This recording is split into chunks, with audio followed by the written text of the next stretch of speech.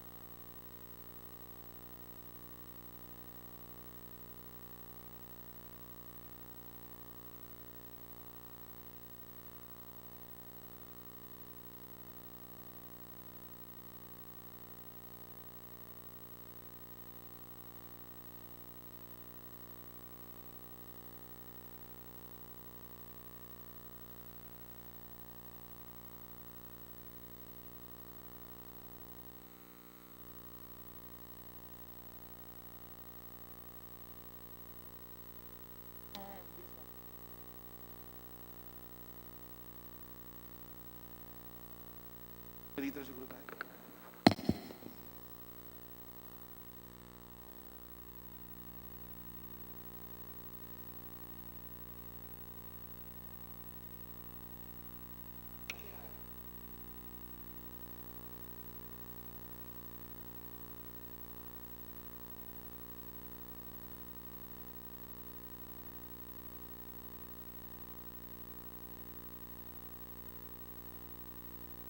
Zoom.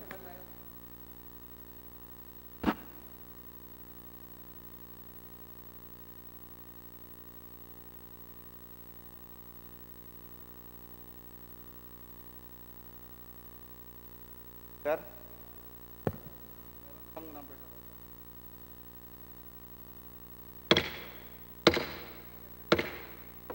Session is resumed. Majority Leader. Yes, Mr. Speaker, I move the additional reference of business, Mr. Speaker. May I request the Secretary General to read the title of the said bills, Mr. Speaker. The Secretary General is so directed to read the titles of the bills. Additional reference of business, bills on first reading, House Bill 8429, allowing LGUs in the private sector to procure and administer COVID-19 vaccines. Representative Villapuerte. To the Committee on Health. House Bill 8430, declaring Lumbo Springs in Dolores, Quezon as a protected watershed reserve. Representative Suarez David. To the Committee on Natural Resources. House Bill 8431, mandating the submission of a greening plan as a requirement for the issuance of building permit. Representatives Villanueva and Rivera. To the Committee on Local Government. House Bill 8432, mandating public telecommunications entities to disclose service coverage data to the public. Representatives Villanueva and Rivera. To the Committee on Information and Communications Technology. House Bill 8433, establishing a 25-bed capacity Hospital in Barangay Casig-ang, Santo Tomas, Davao del Norte, Representative Duhali. to the Committee on Health, House Bill 8434, prohibiting the use of commemorative plates and providing penalties for the use thereof, Representative Gatchalian. to the Committee on Transportation, House Bill 8435, amending the Magna Carta for the disabled persons, Representative C. Alvarado.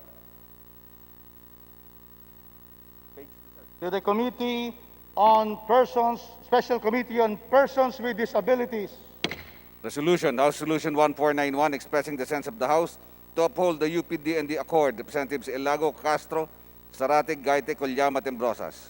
to the Committee on Higher and Technical Education, and the Committee on National Defense and Security.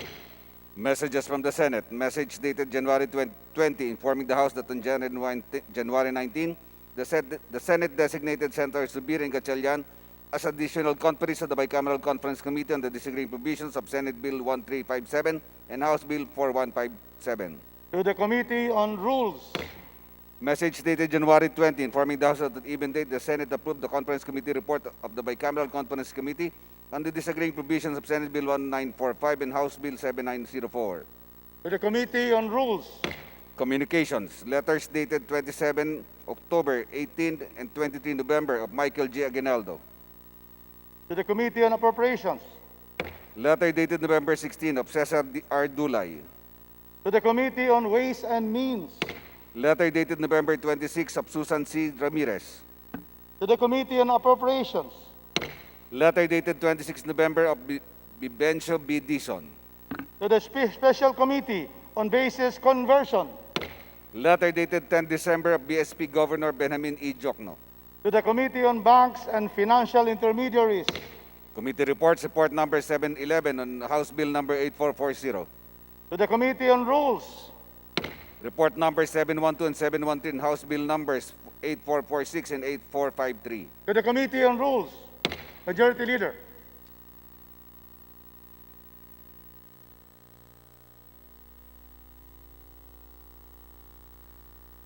Speaker, Deputy D.S. Waminal wishes to rise on the matter of personal and collective privilege, Mr. Speaker.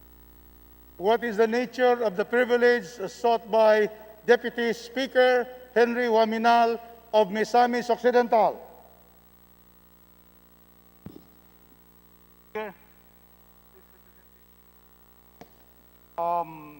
Asking for recognition and collective privilege on matter that this representation. Microphone, please. Cannot hear the Deputy Speaker. Mr. Speaker, I move we suspend for a minute to give time to the technical staff to fix the audio, which will be used by the Session is Deputy Speaker. suspended. Hello, Mike, please. Very clear.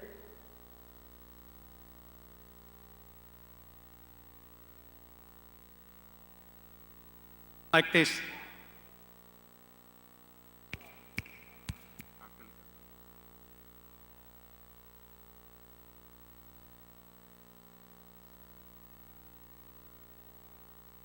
Session is resumed. Majority Leader. Mr. Speaker, now that the audio has been fixed, I move we re-recognize the Honorable Deputy Speaker Ominal. So move. We will know the nature of the privilege sought by our Deputy Speaker.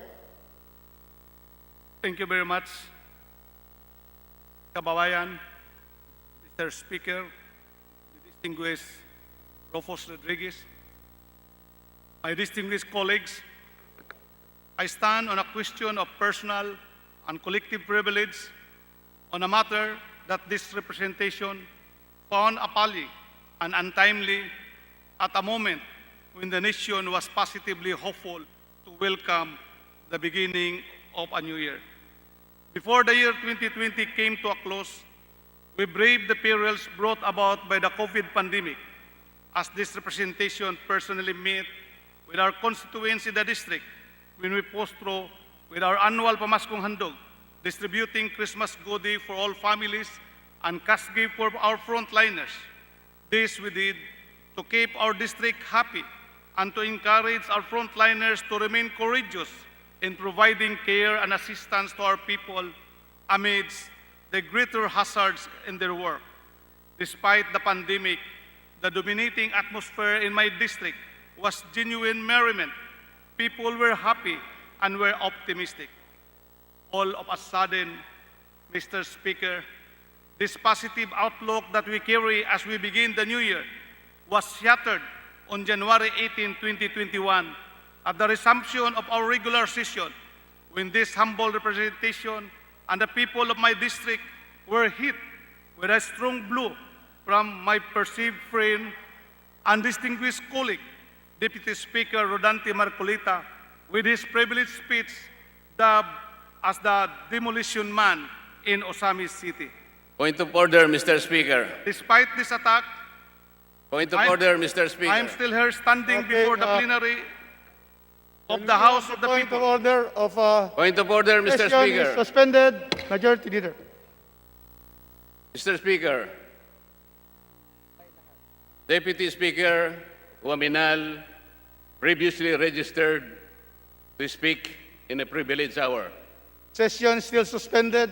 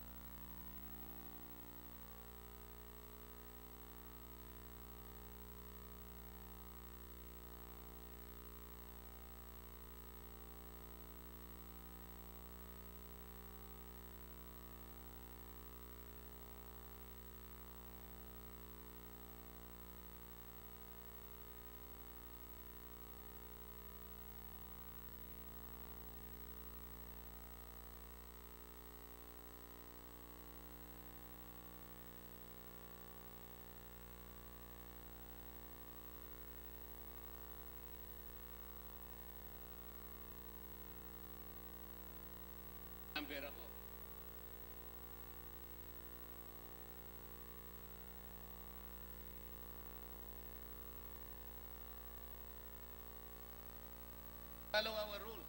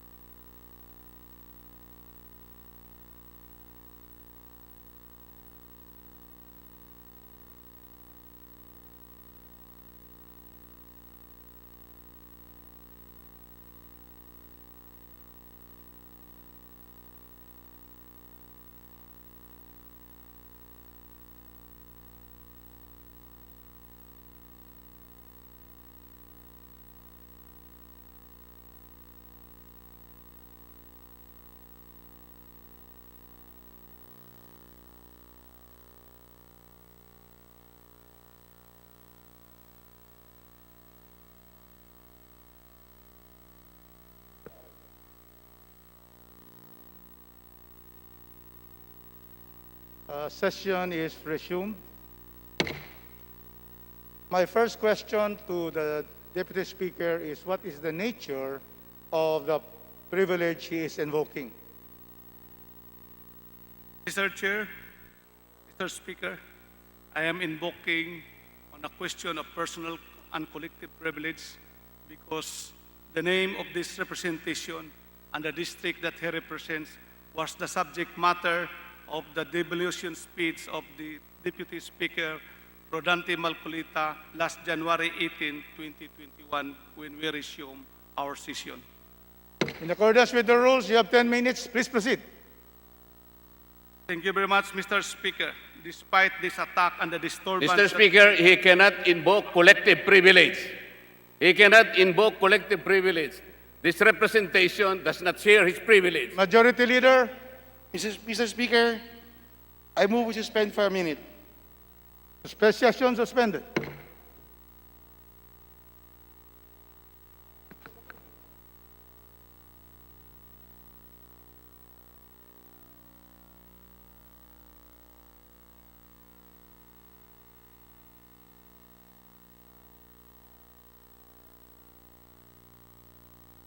Si Winston, kamusta?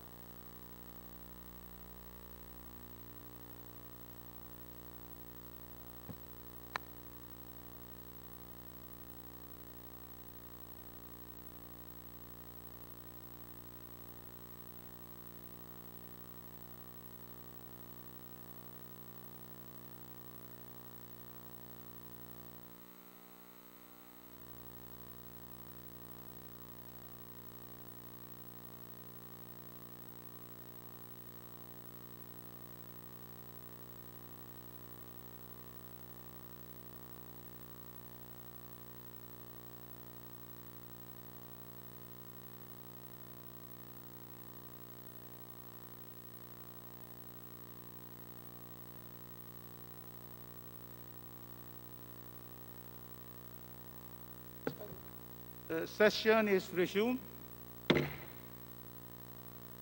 The status of this situation is that I have here the list. I have here the list for the those who will deliver privileged speeches on the privileged hour.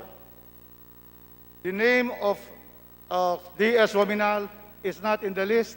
We therefore do not follow an order of the list. You can now proceed.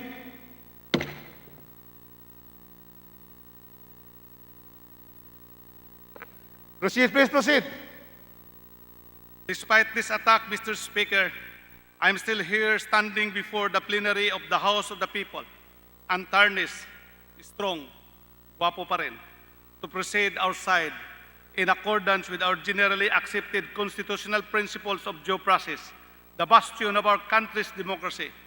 We know that we are doing good and we are doing what is right. With the exceptional trust and confidence I received from the people, I am currently on my third term now as representative of the 2nd District of Misamis Occidental, and by the strong faith in me by the leadership and your unanimous support, my distinguished colleagues in this 18th Congress, I am serving now as your Deputy Speaker. It is still fresh in my mind that in the first month of my first term, together with all the first-termer congressmen, we were given the orientation on our duties and responsibilities. We were taught the foremost lesson of basic parliamentary courtesy, which shall be observed by all of us distinguished members of this honorable Congress. Its members should be treated as a boss, because in this collegial body, the support of everyone is paramount for the best interest of the district or sector that we individually represent, and for the greater good of the Filipino people in general, strictly adhering to the principles of parliamentary courtesy and respect towards one's colleague and to our respective territorial jurisdiction or sector. Throughout my stint in Congress, I have enjoyed my work because of the friendly and courteous atmosphere among the members of this House. The governing aura of respect and parliamentary courtesy among us inspires me to be productive and strong-willed in specifically addressing the parochial concerns of my district since 2013. In my 8 years of dedicated service, I have valued and enjoyed the warmness of friendship from all of you. And I believe that you have also been enjoying my reciprocal, sincere, and friendly relations. But if in the process I had unintentionally offended any one of you, my dear colleagues, in the sincere performance of my duties, allow me to apologize for whatever lapses I have committed, as I am not perfect. My chief concern has always been the best interest of my people. However, just when I started to enjoy feeling at home with your company, Deputy Speaker Rodante Marcolita, whom I have always considered as my distinguished colleague, delivered a privileged speech at the resumption of this year's regular session on issues concerning my district, throwing blows, jabs, and punches to this representation, the City Mayor of Osamis, who happens to be my son, and the people of the 2nd District of Misamis Occidental. His reprehensible act is a breach of our traditional and generally accepted principles of parliamentary courtesy, and also an invasion on the rights and honor of the people of the 2nd District of Misamis Occidental. It was also a direct insult on the integrity of this humble representation and to our people. Mr. Speaker, my distinguished colleagues, before I respond point by point on the allegation and accusation of D.S. Marcolita, allow me first to give you a background of this project where he anchored his accusation. First, the Laman Housing Project is a national project contained in the 2019 GAE, duly approved by us under the Local Infrastructure Program as determined by its congressional district or party list representative. This is therefore our collective project as it has been duly approved by us. Second, the Laman Housing Project is implemented by the DPWH in the our country's infra agency for the benefit of the informal settlers and urban poor residing in Purok-size, Laman, Osamis City, the place where the city mayor and this representation reside. Therefore, this is my congressional district project and not D.S. Marcolita's party list. That is why the residents of the Purok are the priority beneficiaries of this project as we personally send their difficult situation. Therefore, if there is someone who is most concerned in the dismal living condition of my neighbors, it is this representation, not other persons claiming to be concerned and interested, D.S. Marcolita included. In all expropriation cases, surface right owners, whether owners of lots or informal settlers, will be paid by the value of their land and or houses. After the completion of the housing project, there will be the priority to be given a lot and housing unit for free. Ang pagmamahal at sinseridad na yan ay hindi dapat dungisan at singitan ng vested interest ng isang congressman. In the past 8 years, Mr. Speaker and distinguished colleagues, Congress has approved multi-billion pesos worth of projects for the 2nd District of Misamis Occidental through the efforts of this humble representation. These projects include concreting of roads, construction of multipurpose hall and covered courts, and development of airports and ports, to mention a few. Having accomplished these great endeavors, it is my vision to also help my deserving neighbors to uplift their lives and standard of living through this housing project grounded on our Filipino culture of leadership that charity begins at home. D.S. Marcolita's undue intervention caused stress, unnecessary delays for the projects and services that our people rightfully deserve. He claims to represent the urban poor, which are the very beneficiaries of this project, but he was so adamant to oppose this housing project in exchange for only one family that he is defending, the Nere family. I was of the belief that he was a close colleague of mine. At the start of this 18th Congress, we were together in taking our oath before Dean Chief Justice Lucas Bersamin. We were also together when we took our oath as deputy speakers. I have consulted him on some legislative matters and approached him to extend my warmness and friendship. There were even 2 occasions when he asked personal favors from me, to which I responded positively. It is therefore difficult to fathom and accept why he reached the point of hating on and trampling upon me and the people I represent and even the institution where we all belong. For better understanding of the program and related issues and concerns, allow me to show this presentation. Please play slide 1, the housing project, Laman.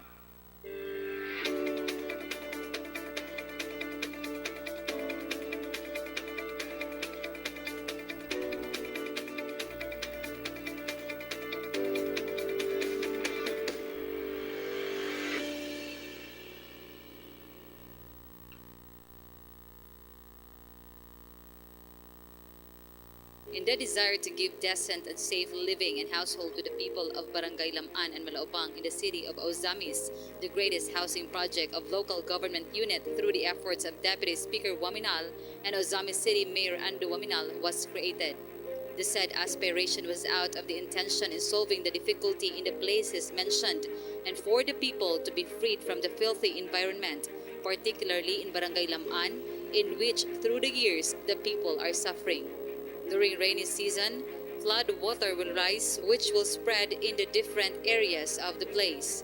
The flood water and the sanitation of the place may cause spreading of diseases among children and old ones. Sa una pa yun, baha na yun na siya, taman yun na siya hawak. So ang mahitabo yun ana, kay hadlok biya po kay sa tanan among tubig, malapawan na kanang tubig na mo sa nawasa, malapawan pa na suhugaw yun kay isa nga tanan. Year 2019, Congressman Henry S. Waminal made a promise to the people of Puruksais Laman that he will make a way to give them decent and safe homes which changed their lives. Usa sa proyekto nga pag-isahan nga mga informal settlers sa ato barangay tagahan nato o libre pamuyo disinte pamuyo libre yuta libre balay, di ba? With a pure heart, the congressman worked hard for the inclusion of the said project in the 2019 General Appropriations Act. He was successful in allocating a budget for the project which cost 50 million pesos, 35 million pesos for Laman Housing Project, and the remaining 15 million pesos was allocated for Malaobang Housing Project. The local government of Ozamis also allocated a budget which costs 15 million pesos as the counterpart funds in payment to the properties which will be affected in the said project. The LGU consulted the 120 more or less residents, and majority of them were happy of the said goal and gave their consent because they were aware of the benefits it can give to the community. Because of this, the way for the wish for life of the people of having a clean and safe homes was paved. Ko kayo mig kalipay ug pasalamat ni Congressman Waminal nga iyang gihawas ang amo ang kalisod sa labi na sa among pamuyo nga og mag-ulan, maglunop daritso, dili mi makagawa sa among tagsa kapanimalay. Di gyud kabutangan among pasalamat gyud nga iya giming gipahiluna. Temporary relocation was also discussed and assured to the beneficiaries upon the start of the project construction.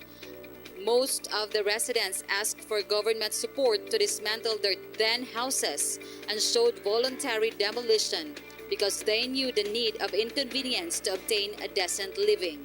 In the said location, expropriation cases were filed to 17 property owners. Expropriation is the legal process for the government to take possession of the private property for the benefit of the public. In the said process, just compensation will be given to private property owners for the government to proceed in the construction of infrastructure projects which will give benefit to the public. Among the 10 property owners who were issued with writ of possession, 9 of them voluntarily turned over their property to the local government. But there was one family who vehemently refused in turning over the property to the government. The particular housing project was led by the Department of Public Works and Highways. Month of March, year 2020, clearing operations were conducted by the agency to start the development in the place through the contractors who were tasked in the said project. The DPWH commended and gave supervision in the clearing operations and certainly not the local government of Ozamis. Function sa Pilipinas, mag-implement agad siya what has been program. While the clearing operations were conducted, the Neri family still refused to give their property to the government. With the contractors clearing operations under the DPWH supervision, the family initiated strong refusal in the social media. Moreover, they filed cases against the government which caused the delay of the project, knowing that the individuals who showed declination to the clearing operations were not really from Laman. Based in the court order of expropriation mandated by Acting Judge Soliver Peras of RTC Branch 15, February 24, 2020, clearing operations were conducted in the 5th of August 2020. While the operation was going on, The Neri family, in a sudden, went out from their house and physically attacked the workers who just did their obligation. Naglaparo na ako nga nakalikay ko si tata ni Resuliano kay naminyon mo si Resuliano. So mao to nga naigo nakalikay ko. So ang cellphone na lang mo silbi. Okay na lang cellphone na lang nakalagay sa akong lawas yun nga iba di kontak ko nila. After the order of expropriation of Regina Garcina's property last February 24, 2020, Acting Presiding Judge Peras released the writ of possession last March 6, 2020, and the property was turned over to the government. Based on it, there was no one living in the house, but the Neri family gave consent to some who were not from Laman to stay there and as planned to intensely refuse the clearing operations and post it in the social media, which they strategize as over and above the human rights. Sympathizers of the Neri family created an issue that the government overpassed the human rights because of the demolition amid pandemic. However, there was no demolition because it was voluntarily done by the residents.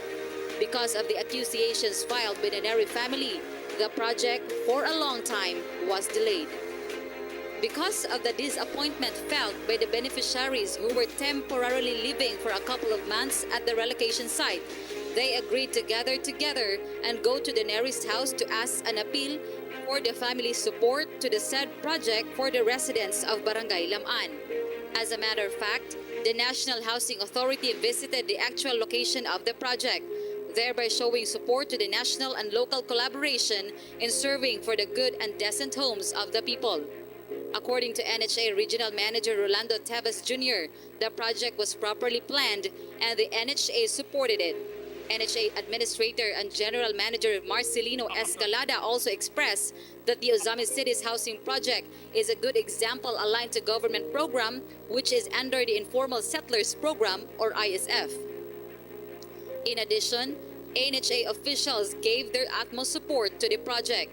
The adamant acts of the Neri family for several times in rejecting and not signing the writ of possession was put to an end upon the issuance of the break-open order of the RTC Branch 15 in Ozamis last November 5, 2020, which was signed by Acting Presiding Judge Michael Ahok. In the said court order, it detailed the observations as to how the defendants mocked the process of the law. As recalled, the sheriff for how many times failed to serve the writ of possession because of the Neri family's strong refusal in signing the said document. As a matter of fact, they even padlocked their door so that the sheriff may not enter. Furthermore, the mockery of the law needed to be ended through the issuance of break-open order that the sheriff may serve the writ of possession. And I quote, "Wherefore the motion for the issuance of break-open order is hereby granted. The Sheriff of this Court, Sheriff 4 Cesar P. Valle, is hereby commanded to implement the writ of possession and place plaintiff City of Ozamis in possession over lot number 893 A2B1 PSD 1004947 covered by TCT number T10122 with an area of 284 square meters as described in the April 30, 2020 writ of possession, and to eject therefrom all adverse occupants, including the following persons, to..." It is therefore clear, Mr. Speaker, that there were no illegal demolitions conducted by the LGU or the DPWH or even by this humble representation, contrary to what was alleged by D.S. Marcolita. Of the remaining 7 families beneficiaries, the application of writ of possession for 5 expropriation cases are still unresolved and pending until this day, and their areas have not been touched. To emphasize, these 5 families are still living there. The other 2 families which involve the writ of possession of the Neri and tourist families have already been issued. The tourist family have already vacated their house after the sheriff served the writ without any resistance. The only standing house in the area with the writ is owned by the Neri family, which is being lawyered by D.S. Marcolita in his privileged speech. When the sheriff served the writ of possession on the Neri family, the sheriff was not successful in the first 4 attempts because the Neri family padlocked the gate allegedly upon order of D.S. Marcolita. Isn't this clearly an unbecoming act of a lawmaker? This therefore prompted the sheriff and the plaintiff city government to request before the court for the issuance of a break-open order. This despite an already issued writ of possession. Please play slide 2.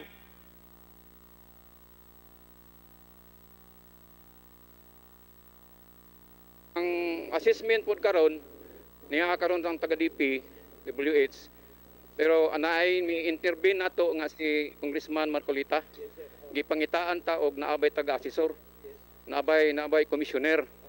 So akong gikatubag nga ang niya karon dire as per the order kaniram kamera dire sa stenographer ug ako og kaning taga DPWH napod ang taga LGU. Oh.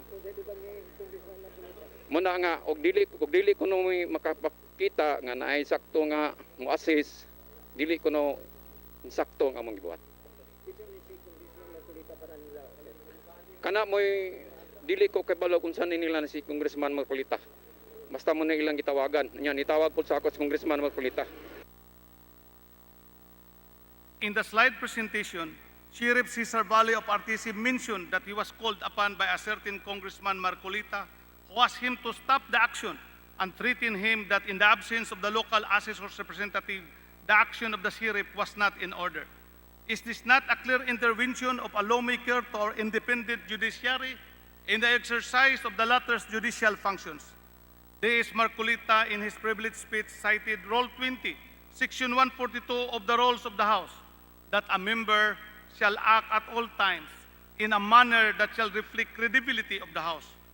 Isn't this act of D.S. Marcolita in calling the sheriff violative of the provision which he himself cited?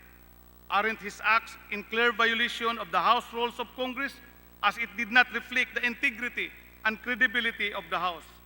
Mr. Speaker, my dear colleagues, I respectfully submit that this action of D.S. Marcolita needs to be properly addressed by our appropriate Ethics Committee for its proper disposition. On the other hand, what could have been the reason why the Neri family was so audacious and arrogant in blocking the sheriff from serving the writ of possession, aside from the strong intervention and lawyering of D.S. Marcolita? From the intel report in my district, one of the nearest family member is also personally close to the Parohinog family, particularly to the late board member Ardot Parohinog, the brother of the late Mayor Rinaldo Parohinog, who was perceived to be most feared among the Parohinog clan, both in the drug business and other organized groups. Please present slide 3. In that picture, Catherine Nere is one of the members of the family that D.S. Marcolita is lawyering. He is with the picture with the daughter of Maning Lapad, who is now in jail for illegal possessions of firearms and drugs. And on the other hand, Catherine Nere is with the late Waway Gumapak, an NUP personnel who was gunned down in the successful police enforcement in the province of Misamis Occidental. On September 4, 2020, board member Ardot Parohinog was found dead in his detention cell. Then on November 5, 2020, acting presiding judge Michael Ahok of RTC Branch 15 issued the break and open order. When the order was served by the sheriff, this time after the death of board member Parohinog, the Neri family vacated their house and complied with the order of the court, this time suspiciously without any resistance compared to what happened in the first 4 attempts made by the sheriff. With such acts, it can be inferred that the Neris sourced their brashness from the Parohinogs, as when Ardot Parohinog died, the Neri family suddenly obeyed the court's order. Isn't it that the drug syndicates and crime groups are considered as the #1 enemy of the state? President Rodrigo Duterte administration is even critical and serious in dismantling the same. As for my district, this representation, together with my leaders, are fully supportive of the all-out war against criminality and illegal drugs. We are working hard in having each and every barangay in the district to be declared as drug-free. Because of the strong political will of the President, the PNP, particularly the Misamis Occidental PPO, successfully dismantled the drug and crime syndicates in the city of Osamis where the Parohinogs used to lord over. Because of our strong support in the fight against illegal drugs, this representation and my leaders also became the #1 enemy of the drug lords and criminals. With my aggressive fight against these evil elements, my life was even put on the line to the point na may patong ako sa ulo at the height of the power of the Parohinog. Despite this, we remain strong and steadfast in not letting up to the dangers that could befall us from this unconscionable and lawless element. Are these the kind of people that D.S. Marcolita is lawyering, protecting, and defending? Those who have links with and who have sourced their bravado from the drug lords and criminals? Putting the pieces together, it can be inferred that the Neris were being used by the Parohinog in putting the Waminal leadership down, as we strongly supported the President's war on drugs. With his acts, does D.S. Marcolita therefore aspire to have criminality restored in Osami City and in my district by putting us down and replace us with the remnants of the Parohinog family and other drug personalities? I am sorry, D.S. Marcolita. If this is your intention, we cannot afford and allow this to happen in our beloved district. We, the Misamisnon, will fight you till the end.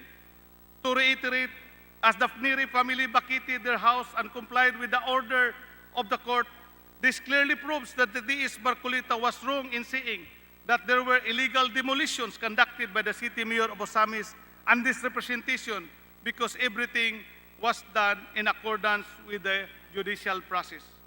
As a matter of fact, until today, the house of the Neris, which even though they have already vacated the same, the structure still remain undemolished. He was therefore very wrong in his sarcastic remarks that only in Osami City, as the project originator himself, D.S. Henry Waminal, may now have earned the moniker, the Demolition Man. Who now then is the real Demolition Man? This representation that promotes the welfare of his people, or D.S. Marcolita, who was haphazard in demolishing the integrity and credibility of this humble representation, the constituents that he represents, and this institution that we all belong. He who at all costs, blinded by the real facts, was unrelenting in unleashing tirades without first considering both sides of the matter, as what a true statement would do. As presented earlier, there was no illegal demolition conducted, as all were done in accordance with the law. On the other hand, Mr. Speaker, my distinguished colleagues, the series of acts of D.S. Marcolita against this representation, the city mayor of Osamis and the people of Osami City, all that D.S. Marcolita wanted was to demolish our integrity and the gains of the Duterte administration in eradicating the proliferation of illegal drugs and in dismantling the organized crime group through his support with Neris, who have the backing of the Parohinogs. Does he want to demolish us because he wants to restore back the drug personalities in my area through clandestine acts, as what he has been doing here in Congress? D.S. Marcolita in his privileged speech mentioned, and I quote, "There were no orders of writ of demolitions issued by the courts, no compensation, no relocation. The DILG and PNP did not lift a finger to help despite the request from this representation. This again, Mr. Speaker, shows D.S. Marcolita's behavior of arrogance and demolition attitude, because during the budget deliberation of DILG and PNP, he moved at one time for the deferment of the budget of the PNP, including the whole family of the DILG, on the ground that the PNP allegedly did not adhere to this intervention request in relation to Neris' plea for assistance." This plea is slide 5. 5th of August 2020, while the operation was going on, the Neri family in a sudden went out from their house and physically attacked the workers who just did their obligation. The slides presented clearly shows the Neris assaulted the engineer of the project and the barangay officials in the area. However, on the report made by the Neris to D.S. Marcolita, the facts were already twisted by the media. It appeared that they were the victims in the incident. The Neris even made accusation that one of the policemen, Captain Tano, assisted in harassing them. Please present slide 6 and 7 of D.S. Marcolita's text to then PNP Chief General Gamboa. In that,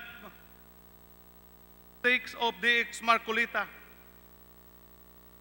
Based on his intervention and the manufactured twisted facts, Captain Tano, who is a decorated officer, by virtue of that text that he sent to PNP Chief Gambua, Captain Tano was immediately relieved and was pre-charged by the police. By the way, Captain Tano was also a part of the police team that raided the house of former Mayor Aldong Paruhinog. As the accusation against Captain Tano was baseless, the case was ultimately dismissed for lack of merit, but D.S. Marcolita was still not yet contented despite the action of the police on his intervention that he still moved for the deferment of the ILG budget. Please play slide number 8. No, nobody. Mr. Speaker, Your Honor, the entire DILG was not responding. The police PNP did not even reply to my text messages. Why so?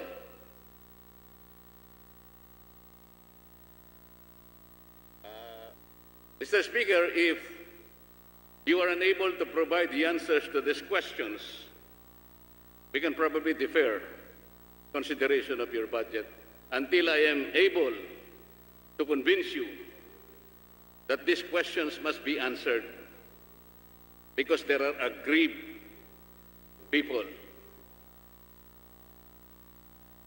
Mr. Speaker, isn't the acts of D.S. Marcolita in moving for the deferment of the budget of the ILG and the police on the sole reason of his personal innuendo based on the false report from private persons in an exercise of grave abuse of power?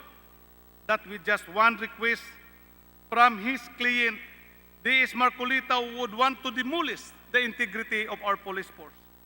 The deferment of the budget, police budget, could be a part of his grand design to get back at the police and take control of its men, as it is the current police administration in my area that has the strong political will under the President's directive, which dismantled the illegal drugs and crime groups in my district. Not contented with that, please present slide number 9 and number 10, where D.S. Marcolita had again insinuated and texted PNP Chief Gambua, insinuating that this representation is the contractor of the project. And in the answer of the provincial director of Misamis Occidental was directed by then PNP Chief Gambua to answer the accusation. And the answer of the police director is that the contractor of the project is a certain Mr. Elik Lim of Mindanao Crack Corporation. D.S. Marcolita also alleged in his privileged speech, and I quote, "This is the forced eviction of one of the residents by virtue of a break-open order issued by the court." By the way, this representation holds a document that judges in Osami City receive 50,000 allowance per month from the city government. This time, Mr. Speaker, D.S. Marcolita now admitted that there is a court order which contradicted his earlier claim that it is the city that illegally demolished the house of his clients, the Neri family, without court order. Moreover, with such accusation, D.S. Marcolita casted now a negative affront and attack to the integrity of the judges. This time, it is now the integrity of the judges in the area that he demolished. Upon verification with the local government of Osamis, indeed the judges are receiving allowances but only 25,000 pesos, which is just half of the blown out value that D.S. Marcolita was falsely claiming. These allowances that the judges are receiving, just like other judges in other areas in the country, is allowed under our laws. He had overblown the amount to cast doubts on the credibility of the judiciary in my district. Another unforgivable act from the real demolition man who wants to tarnish the judiciary on the mere reason that it did not act according to his wishes. Yet again, as can be cited in his privileged speech, the real demolition man, D.S. Marcolita, has unleashed his demolition tactics, this time against the integrity of the Department of Public Works and Highways. He alleged that the implementing agency for the project is the Bukidnon First Engineering District. This runs counter to the certification of the 2nd District Engineering Office of Misamis Occidental, Tangub City. D.S. Marcolita also insinuated that there is a ghost project somewhere, which is not only a product of his wild imagination, but is also unfair to Secretary Mark Villar and to the DPWH family as a whole. He should have first asked or written the good secretary whether this project is a ghost one, or how can this project be a ghost one when, as a matter of fact, the project is now nearing completion. As per report of the DPWH project engineer, the project phase 1 and 2 will be completed by March this year and has encountered delays such as the phase 3 of the project due to the undemolished house of the Neri family because of the intervention of D.S. Marcolita. Please present house near. That's the current status of the project nowadays. Mr. Speaker, my distinguished colleagues of this august body, this representation could not help but question the ultimate purpose of D.S. Marcolita in all this hola-balo. Is his intervention an apparent concern just in disguise of his ulterior motive? Upon checking into the records of this Congress, he had already filed similar resolution with dubious intention. If his concern is only to investigate the implementation of the project, he should not resort anymore to a privileged speech that would unduly malign and destroy the integrity of this representation and the people of my district, as he had already filed resolution number 1197, calling for an investigation on the matter contained in his privileged speech, which is now pending deliberation with the Committee on Good Government and Public Accountabilities. Is this not against our role? What could really be the reason of this demolition activity of D.S. Marcolita? Is it his political ambition to run as president or as a senator? I don't have quarrel with him on that. But let it not be at the expense of myself and my people. Kung hanap buhay lang gusto niya, ay bakit hindi na lang niya ako kinausap? Dahil tinuturing ko naman siya na isang kaibigan. There is a quote which says that ignorant kills. It's like a virtual substance for poison. Mr. Speaker, the accusation of D.S. Marcolita without first talking to me, or for him to first make a thorough investigation first and evaluating all the facts, make him ignorant of what really transpired in my very own legislative district. I respectfully submit that such irresponsible and reprehensible behavior deserve proper attention by our august body, so that it will not be the attitude and behavior that will reflect on the individual and collective reputation of our members and an institution. Is D.S. Marcolita's attitude of wanton demolition tactics speaks good of the credibility of this House. His cup was not yet full when he tried to demolish the integrity of this representation and the people of the 2nd District of Misamis Occidental, as he sought to further cast aspersion to smear the reputation of our government agencies, such as the PNP, the judiciary, and the DPWH, as I have presented earlier.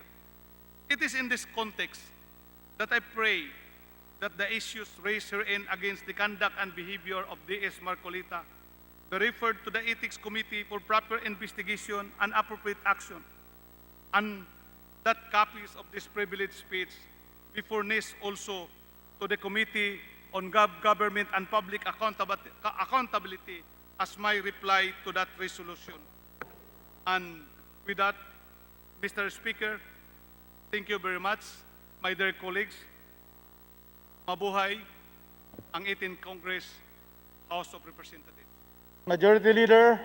Mr. Speaker, Deputy Speaker Rodante Marcoleta wishes to rise to interpellate Deputy Speaker Waminal. First, let's ask our Deputy Speaker, Henry Waminal, is he willing to accept interpellations from the Honorable D.S. Marcoleta? Much to my wish, Mr. Speaker, but because I wasn't able to interpellate him also during his privileged speech, and then I politely declined to answer to entertain his interpellation. Thank The you very much. gentleman refuses to yield. Majority Leader. Mr. Speaker, I move that the question of privilege of Deputy Speaker Waminal be referred to the Committee on Rules. It is directed that the privileged speech of DSO Waminal is referred to the Committee on Rules, Mr. Speaker. Rules. Majority Leader. Mr. Speaker, I move that we open the privilege hour. Privilege hour is opened. Majority Leader. Mr. Speaker, the first of our colleagues who wishes to avail Mr. Speaker, Yes, DS Marcoleta of Sagip Party List. What is the I pleasure of the I ask gentleman? permission from the rules, Mr. Speaker, that I wish to interpellate Deputy Speaker Waminal, and I was given the go signal. Mr. Deputy Speaker Marcoleta, the person who gave his privileged speech is not willing to be interpellated. So therefore, there can be no interpellation at this time. So, Dios Waminal, Mr. Speaker, refuses to answer interpellation from this representation. Yes, he had made his reasons to do so, and so therefore, there can be no interpellation on his privileged speech because he has declined. Thank you. Thank you very much. Okay, may I just ask the Speaker that I be given the chance to make a manifestation, Mr. Speaker? Majority Leader. Mr. Speaker, considering that this is an issue that's very important in the locality, and considering also that we are respecting the right of the distinguished Deputy Speaker not to be interpellated, I believe, Mr. Speaker, that we should recognize the Honorable Marcoleta for his manifestation. So, Mr. Speaker, I move we recognize the Honorable Marcoleta. So move, Mr. Speaker. Honorable Marcoleta is now allowed to give his manifestation, a short manifestation. For after all, there is no reply to that because there is no interpellation. Thank you, Mr. Speaker. Mr. Speaker, this incident came from, I would say, complaints heard to me by several residents of Osamis City in Misamis Occidental sometime in April of last year. Considering, Mr. Speaker, that our constituency is nationwide, those residents, Mr. Speaker, specifically those belonging to the marginalized and poor sector of this country, are the chosen sectors of our party list. Hindi naman pwedeng hindi ko sila tulungan kung meron silang problema, Mr. Speaker. And so because of those complaints, those cries for justice, because at that time, their dwelling houses, the residences, are being demolished. I remember I texted and I even communicated the Deputy Speaker, Henry Waminal, in order to know the background on what is happening in his district. And so, I was told, Mr. Speaker, that the city government of Osamis, whose mayor is his son, was granted a writ of possession by the trial court. I asked him, Mr. Speaker, if by virtue of the writ of possession granted by the court, if the Osamis government was already entitled to demolish those houses. I was specifically asking him, Mr. Speaker, whether the writ of possession granted the Osamis city government also the right to demolish the houses. I told him that you need writs or orders of demolitions coming from the court before you can do that. I think you must observe due process. Mr. Speaker, I also told him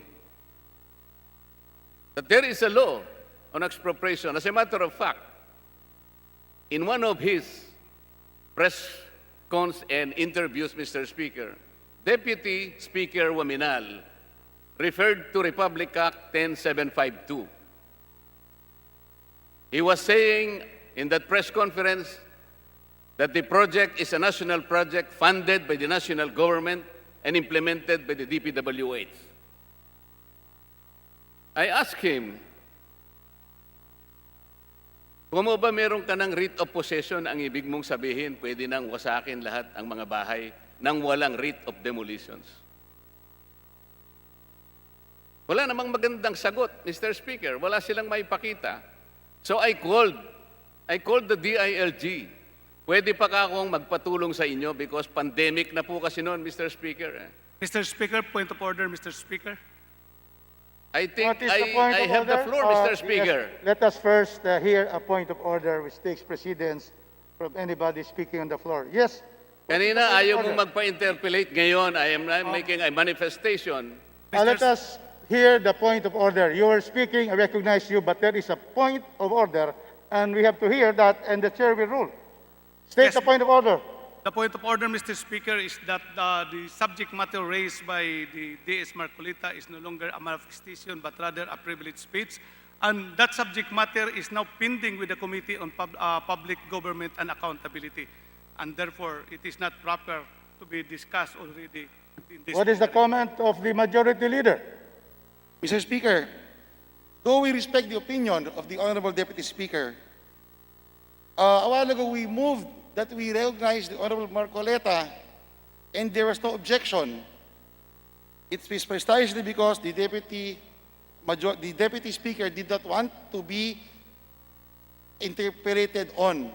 That's why I said a while ago, considering the situation, we should allow Deputy Speaker Marcoleta to do his manifestation, just like you extended the privilege hour of the Deputy Speaker Ominal because of the situation. That is the opinion of the majority of the floor leader, Mr. Speaker. With the opinion of the majority leader, we continue to recognize DS Marcoleta, and we would like to request that this be short. There are 10 on the list, and after all, I have heard DS Marcoleta in his 35 minutes privilege speech, and these matters have been taken up. And so therefore, can we have a shortened manifestation from DS Marcoleta? The issues have been joined. It is going to the rules. DS Marcoleta is recognized. Thank you very much, Mr. Speaker. As a matter of fact, I'm going those lines that he already made mention, like my intervention in his own district. As I have said, Mr. Speaker, our constituency is nationwide. And I intervened because residents in Misamis Occidental called me and texted me, and it is my duty to respond, Mr. Speaker.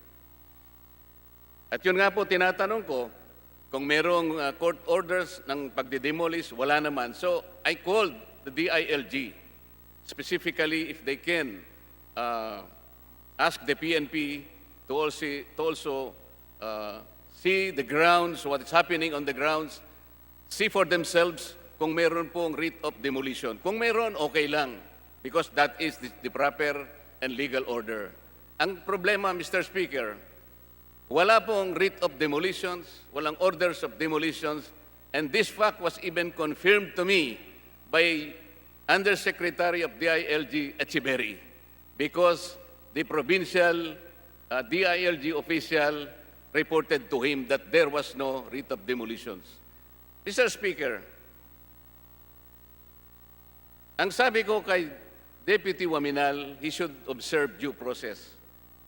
Kasi po kahit na magkaroon kayo ng writ of demolition, hindi naman po pwede po na automatic meron na po kayong title over the lands na po inyong ina-expropriate. Ibig bang sabihin, Mr. Speaker, pag ang nag-issue na po ng writ of possession ng court, yung title po kagad automatic pang napunta sa Osamis government? Hindi po. So the question is, paano po kayo makapagtatayo ng isang project funded by the national government over a land area which is owned privately by by the residents. Bakit papasok ang national government like the DPWH mag-construct ng project hindi naman titulado sa Osamis government? These are the questions I raised. And I even told him, Mr. Speaker, under Republic Act 7279, small parcels of lands belonging to residents are even exempted. They are exempted from expropriation. And then, the same law, Mr. Speaker, Section 10. Ang sabi po doon, expropriation is only one mode of land acquisition. Before you can even resort to expropriation, dapat po exhausted yung ibang modes of acquisition like land banking, community mortgage, land swapping, negotiated sale, donation to the government, and so on and so forth. What does the law specifically say? You have to exhaust these different modes of acquisition before you can go to expropriation. And then, kung talagang nag-iisa na lang, expropriation na lang, Mr. Speaker, ang sabi po ng batas specifically, parcels of land belonging to small landowners are exempted for purposes of that law. Yun po yung sinasabi ko. Pagkatapos, dinimolish lahat ang mga bahay. Mr. Speaker, under Republic Act 10752, there are 3 requisites na dapat gawin ng proponent na mag-expropriate. Number 1, babayaran mo 100% ng relevant zonal value ng mga i-expropriate mo. Babayaran mo yung improvements and houses and the trees and crops that may have been destroyed in the act of expropriation. And primarily, Mr. Speaker, under Republic Act 10752, you have to go through expropriation through the office of the Solicitor General or the office of the Government Corporate Council. Hindi po didiretso ang Osamis government na mag-expropriate like what they did by filing a complaint for expropriation in the trial court. They invoke the eminent domain of the local government code. That is a general law. Ang special law on expropriation is Republic Act 10752. We lawyers know that a special law will prevail over the general law in the matters of expropriation. This is the special law. Marcoleta, we request that you wind up because 10 more of our congressmen are in line for the privilege speech. Kindly wind up so that those issues precisely. Yes, Mr. Speaker, kaya ko lang po kinukwento ito dahil sinasabi niya na that I interfered. I interfered for the correct reasons. Hindi naman po siya naniwala sa akin. Hindi na sana tayo napunta sa ganito kung pinakinggan niya ako.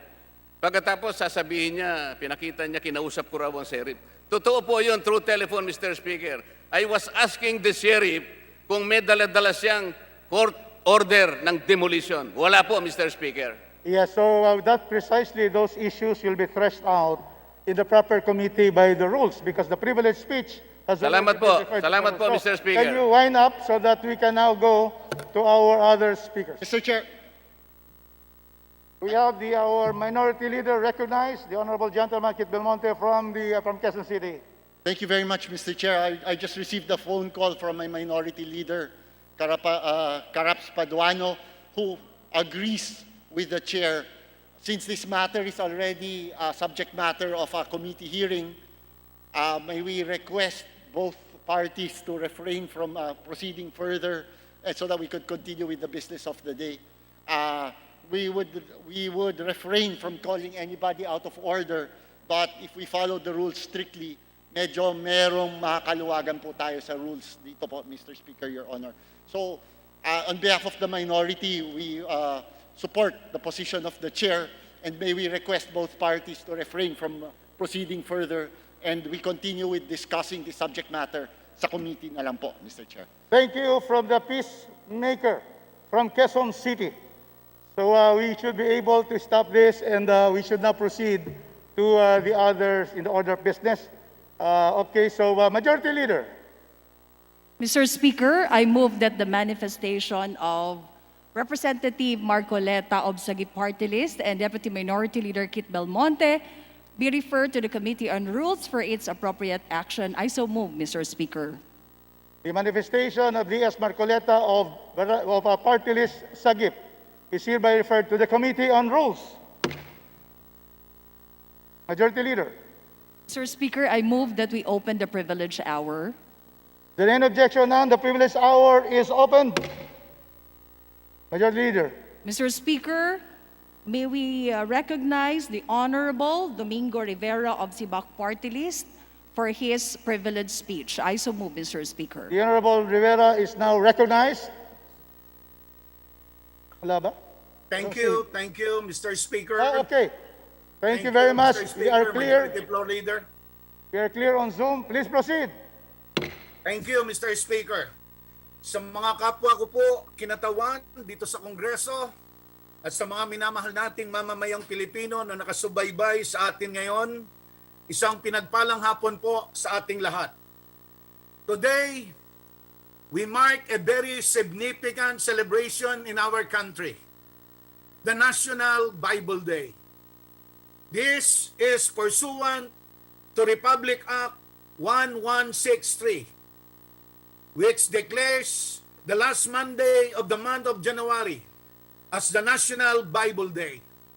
Mr. Speaker, this representation of Sibak Party List stands today in attempt and hope that the profound essence of this celebration will not be merely reduced into a month-long, week-long, or day of remembrance, but to remind us that the Bible is a solid foundation on which our lives and country can stand.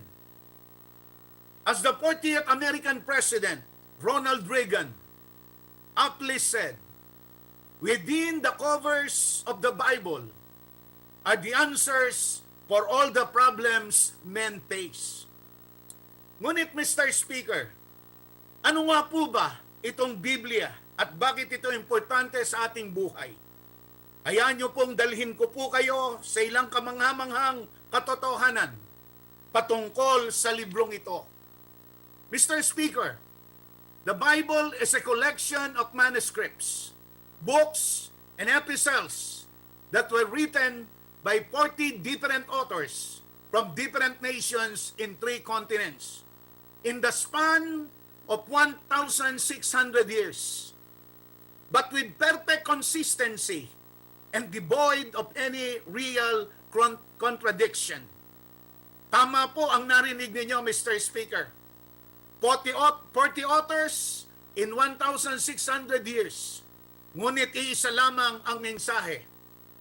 Mr. Speaker, iba't ibang kaharian, imperyo, at gobyerno din ang nagtangkang alisin ito sa daigdig. Ngunit lahat ay nabigo. Salamat sa libo-libong martir na buong puso na may kagalakang nag-alay ng buhay upang mapreserba lamang ang Biblia at dalhin sa panahon natin ngayon na ang katotohanang ang may akda ng Biblia ay ang nag-iisang Diyos na buhay na nagmamahal sa ating lahat. But why is the Bible indispensable in our personal lives and even in our collective existence? Let me just point out 3 major points, Mr. Speaker. Una po, Mr. Speaker, sa magitan lamang ng Biblia natin makikilala ng totohanan ang tunay na Diyos na nagmamahal sa ating lahat. Although the creation will prove and testify to the general knowledge that there is God who created this world and everything in it, only through the Bible will we know that this God is a personal God who is very much acquainted, interested, concerned with even the smallest details of our lives. Sa Biblia natin malalaman na ang Diyos na ito pala ay alam kahit ang bilang ng ating mga buhok. Biblia din ang nagsasabi na ang Diyos pala na ito ay kilala na tayo at may nakalaanang kinabukasan para sa bawat isa sa atin bago pa man tayo isilang dito sa mundo. Kaya, Mr. Speaker, anumang kaalaman, pagkilala sa Diyos, na hiwalay sa isinasad ng Biblia ay kulang, mapanlinlang at mapanganib. Mr. Speaker, minsan po ay may nagtanong sa akin kung may halaga at kaugnayan ba ang Biblia sa kahirapan na dulot ng pandemya ang COVID-19 na ito. Ito ay dahil sa mga figura ng kalagayan ng ating bansa sa ngayon. Hindi lamang higit 500,000 Pilipino ang tinamaan ng COVID-19 at mahigit 10,000 na ang namatay. Ang ekonomiya ay naghihirap. It even declined into negative 16.5% gross domestic product or GDP. Unemployment is record high. An SWS survey put the value at 27.3 million jobless Filipinos last year. That's 25% of the country's population. On top of this, moral is very low. Hanggang ngayon, puno tayo ng mga pangamba para sa mga susunod na araw. Ang sagot ko po ay oo, at higit kailanman, mas kailangan natin ang kaalaman ng Biblia sa mga panahon pong ito. Sa mga minamahal kong kababayan, kumapit po tayo sa Diyos ng Biblia. Huwag na huwag po nating kalilimutan na hindi po natutulog ang Diyos. Yan po ay galing mismo sa Biblia at hindi lamang po isang awitin. Ang sabi po ng aklat ng Isaiah chapter 49 verses 15 to 16, maaaring mapabayaan ng isang kanyang anak, ngunit hindi tayo makakalimutan ng Diyos sapagkat ang pangalan natin ay nakaukit sa kanyang palad. Huwag nating hayaan na gupuin tayo ng takot at pagkabalisa. Dahil ayon sa Mateo 6:25 hanggang 34, kung paanong pinapakain ng Diyos ang mga ibon na hindi naman nagtatrabaho o nag-iipon sa bangan. Ang mga bulaklak na kanyang binibihisan ng kagandahan sa bawat umaga, ay ganon din siya tiyak nakakatagpo sa lahat ng ating mga alalahanin at pangangailangan. Sumunod at magtiwala lamang tayo sa Diyos ng Biblia at masusumpungan natin ang kanyang mga pagpapala. Ikalawa, Mr. Speaker, ang Biblia ay naglalaman ng mahalagang tuntunin at gabay upang makamit natin ang tagumpay sa buhay. Isang kaibigan ng misa ay nagsabi sa akin ng mga letrang B, I, B, L, N, E. Sa salitang Bible ay acronym daw po na ang ibig sabihin ay Basic Instructions Living Earth. Ako'y napangiti, ngunit dagliang napasang-ayon. Tayong lahat ay mga estranghero lamang dito sa mundong ito. Sa mundong ibabaw at balang araw ay lilipat din sa kabilang buhay na walang hanggan. Huwag natin nawang kalimutan ang basic instructions ng Diyos upang tayo maging tunay na matalino at matagumpay sa buhay. Iwaksi ang pagmamataas, puot, kasakiman, at materialismo. Bagkus ay matutong mabuhay ng may takot sa Diyos at may pagmamahal sa kapwa. Dahil sa ganitong paraan, ay makakapag-impok tayo ng kayamanan para sa susunod na buhay. Third and last, Mr. Speaker, the Bible is indispensable in nation building and state crafting. As it is said in a famous quote by one of the founding fathers of the United States of America, it is impossible to rightly govern the world without God and the Bible. Righteousness and justice should be present in all aspects of our governance. In Psalms 89 verse 14 letter A, righteousness and justice are the foundation of your throne. Thus, our governance must be rooted in dignity, truth, justice, and righteousness as provided for in the Bible and in our laws. Ang sabi din po ng Biblia sa aklat ng Awit 33:12, na siyang nakalimag din sa Philippine Peso Bill, pinagpapala ang bayan ng Diyos ay ang Panginoon. And the only way we can make the Lord as the God of this nation is to use the Bible as one of the handbooks in our governance. Kaya po ang sabi sa 2 Kronika 7:14, ngunit kung ang bayang ito na nagtataglay ng aking pangalan ay magpakumbaba, manalangin, hanapin ako at talikuran ng kanilang kasamaan, papakinggan ko sila mula sa langit, patatawarin ko sila sa kanilang mga kasalanan, at muli kong pasasaganain ang kanilang lupain. Just like what my co-representative of Sibac Party List, Deputy Speaker Brother Eddie Villanueva had said before, obeying the principles of the Bible in nation building and state crafting means acknowledging and subjecting every pillar of our society to the authority of God. In doing so, we are opening up our country to the blessings and to the good life that God has in store for us. No less than the preamble of our Constitution stresses the need for us to implore the aid of the Almighty God in order to build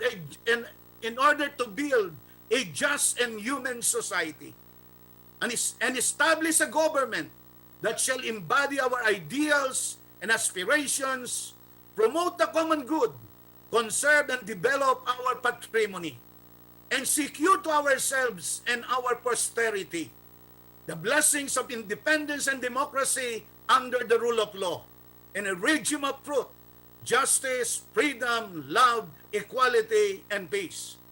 Sa aking mga kapwa manggagawa sa pamahalaan, ang ating Diyos ay nagalok ng kapayapaan at kaunlaran. Subalit hindi natin ito makakamit kung hindi natin siya kikilalanin at paghahariin sa ating mga buhay at sa ating pamamahala. Mr. Speaker, ito ang diwa ng National Bible Day. Ang alalahanin ang mga katotohanan ito. Distinguished colleagues in the 18th Congress, this representation and Deputy Speaker Brother Eddie Villanueva are thankful that we, as a legislative body, have crossed paths with each other. We will always welcome the opportunity to share God's word and His unfailing love to all of you and to all our people, because that is our language of love. We may not be legal luminaries or seasoned politicians, but we are more than willing to point and lead everyone to the real and unfailing solution to every personal and collective problem that we have, to the way, the truth, and the life, John 14:6, no other than the Lord Jesus Christ. Mga minamahal, nawa ay hindi lamang ngayong National Bible Day, bagkus sa bawat araw ng ating mga buhay, kilalanin natin ang Diyos ng Biblia at makakamit natin ang tunay at ganap na buhay, kaaya-aya at pinagpala. Happy National Bible Day. God bless us all. God bless the 18th Congress of the Philippines. God bless His Excellency, President Rodrigo Roa Duterte and his administration, and all who are in authority. God bless the Philippines. Thank you, Mr. Speaker, at mabuhay po tayong lahat. Thank you, Congressman Domingo Rivera. Majority Leader. Mr. Speaker, I move that we refer the privileged speech of Honorable Domingo Rivera of Sibac Party List to the Committee on Rules for its appropriate action. I so move, Mr. Speaker. The privilege of Representative Domingo Rivera is hereby referred to the Rules Committee. Majority Leader. Mr. Speaker, I move that we recognize from the Lone District of Antique the very brilliant and beautiful Deputy Speaker, Honorable Lauren Legarda, for her privileged speech. So move, Mr. Speaker. The Deputy Speaker, Lauren Legarda, is hereby recognized.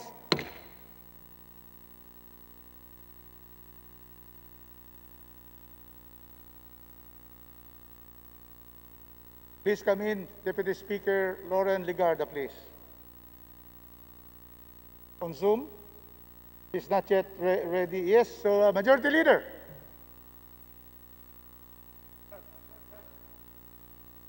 I understand. Here we have. We see our Deputy Speaker, Lauren Legarda. Please proceed, Deputy Speaker. Thank you very much, Mr. Speaker. I am happy to see my good friend from Mindanao presiding, and it is so timely that you are the presiding officer, Mr. Speaker. You will recall that almost 10 years ago, you and I, along with Senator Greg Honasan and Senator Osmeña, Serge, went on a mission for climate and nature and environment to the forests of Germany. That's correct. Yes. That's correct, And- Deputy Speaker. We were together to have this training to watch, to see the developments of forestry in Germany. Please proceed, Deputy Yes. Speaker. And I speak today as the Climate Adaptation Summit in Europe is ongoing tonight at 8 p.m.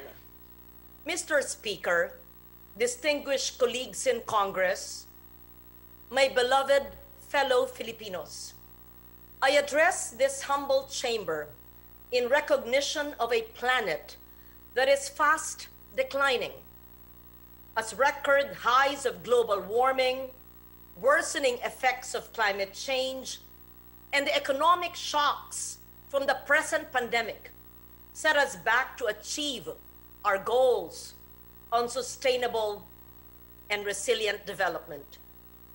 Our planet has been sick for more than a century and a half, which started when we began to burn fossil fuel that released harmful greenhouse gas emissions. This altered our climate and brought about extreme weather events, increasing temperatures and rising seas, among others. But this planet we call home is not beyond saving. They say the definition of insane is doing something the same way over and over again and expecting different results.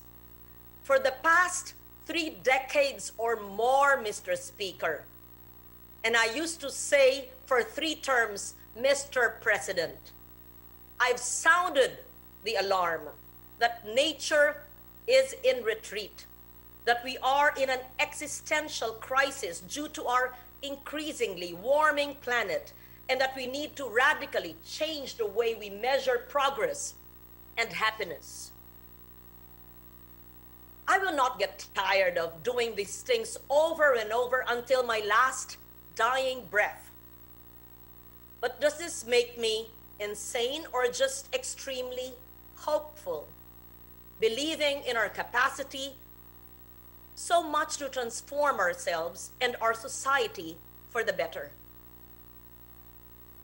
The years 2021 to 2030 is declared as the United Nations Decade on Ecosystem Restoration to urge rapid action to combat planetary threats. The year 2030 will also be the deadline of the Sustainable Development Goals, or the SDGs. The year our scientists have declared as the closing of the window of opportunity to deflect the catastrophic effects of climate change. This decade, Mr. Speaker, is our last chance. I want this august chamber to express its full support to this global movement and join the global call for all nations and citizens across the world to protect and revive ecosystems for the sake of our environment, our earth, and our future. Imagine, Mr. Speaker, if all the more than 300 district and party list representatives would embrace this as their own in restoring the ecosystem in their respective municipalities, provinces, and districts. Imagine the impact it would have on our people, our vulnerable populations in our nation. This decade, let us not be insane anymore. Let us not expect good things to come out of this crisis if we do not change the very way we live and commune with our environment. This is not something we can put at the doorstep just of one country, just of one government, or one entity, unless we make this a whole of nation task, a whole of planet, if you will, we will not succeed.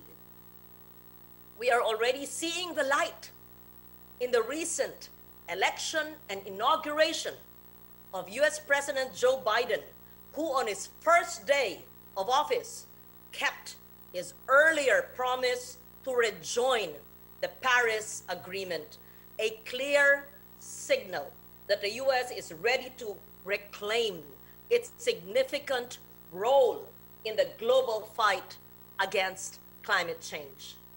This is a real welcome development, Mr. Speaker, that will certainly boost the pace and the progress on global climate action and give more depth to ongoing climate discussions, such as the Global Commission on Adaptation's Climate Adaptation Summit, which takes place today and tomorrow in 7 hours, that convey the need to accelerate and scale up climate efforts here at home and at the global level.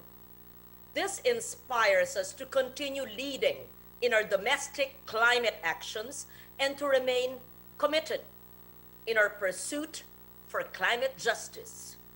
Every day, we are witnessing how nature is finding it hard to catch up with our economic ambitions and societal behaviors.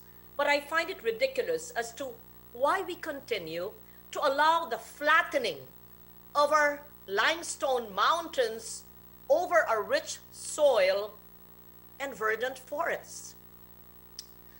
Why are we so bent on taking selfies with coffee drinks that use at least 3 single-use plastic products, as if it was the cutest thing to do, and which we will just eventually throw away anyway?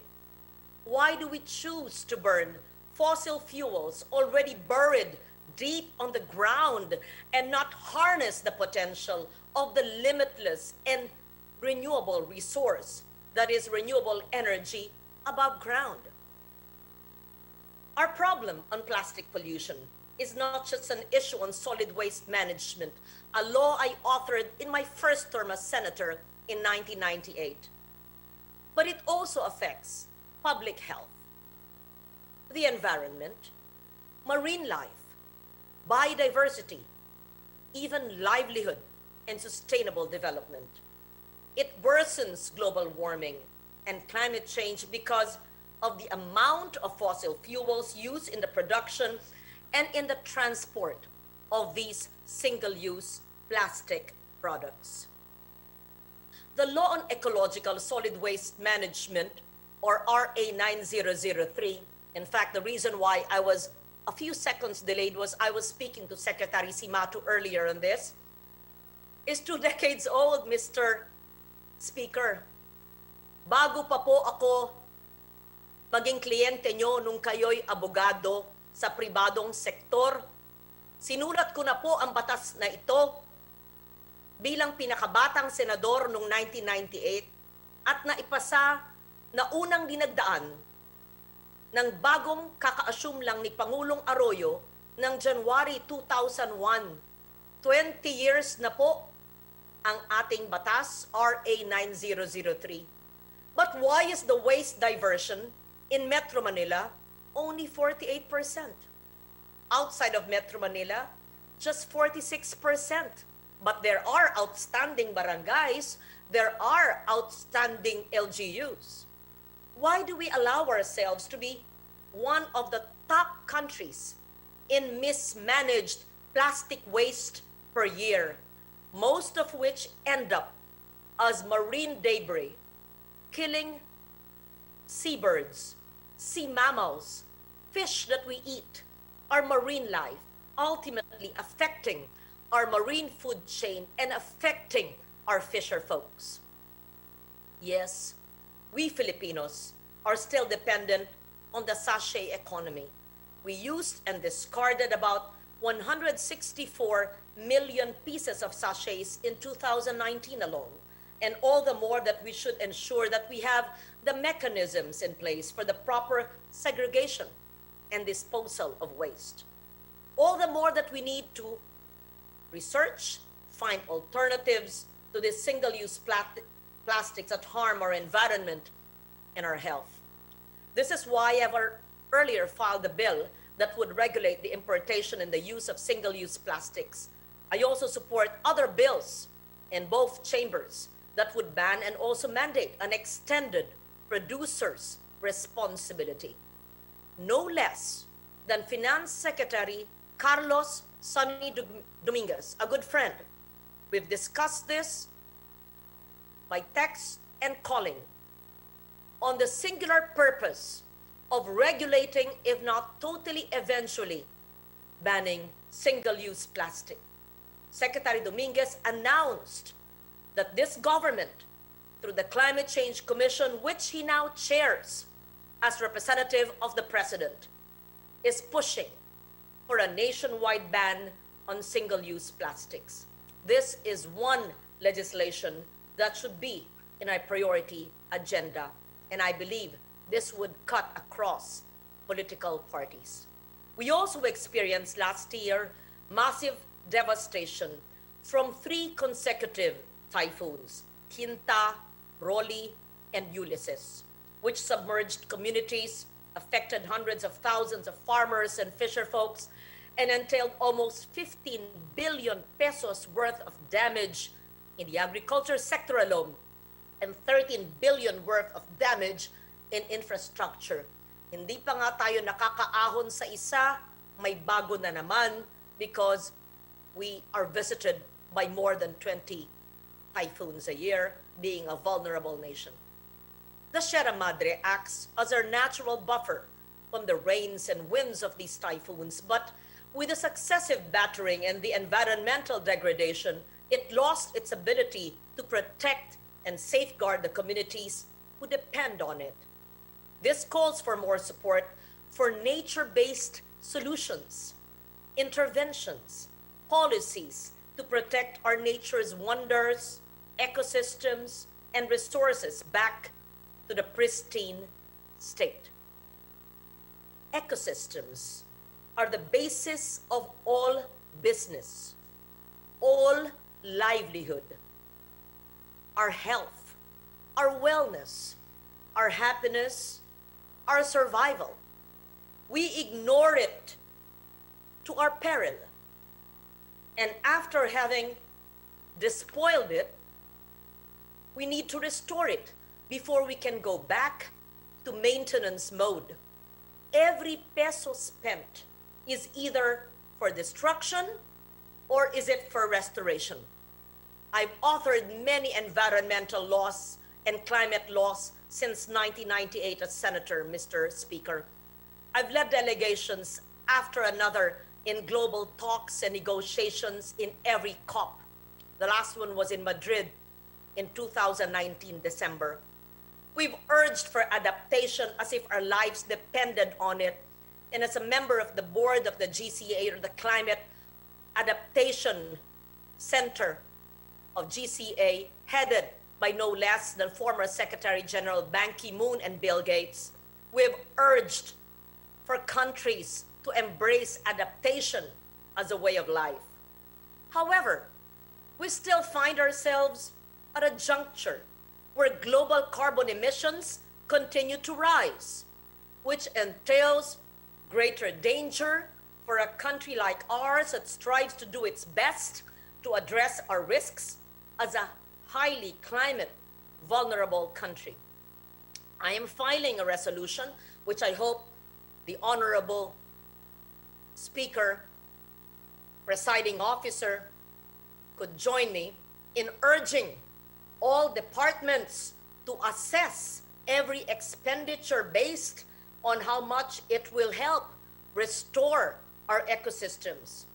I've also added special provisions, not monetary, in the GAA, the General Appropriations Act, to ensure this since 2015, and now as representative, we've made sure it is part of our GAA.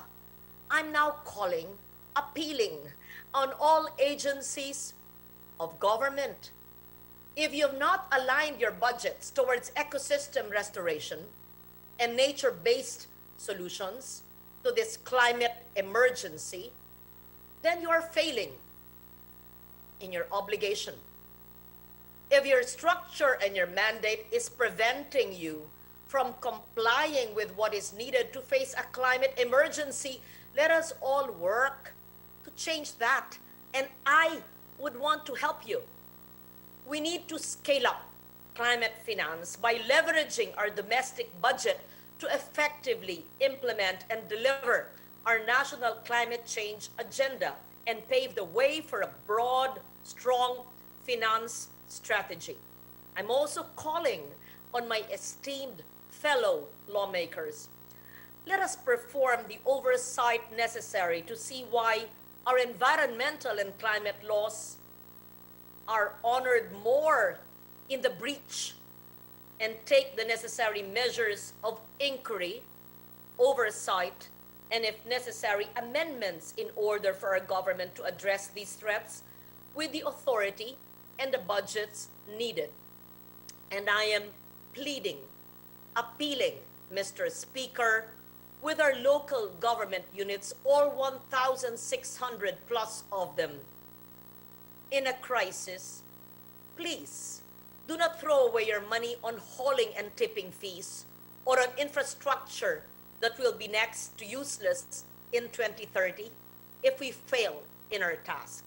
Social development that lessens our vulnerability to the coming threats. Infrastructure that serves the people and not vehicles.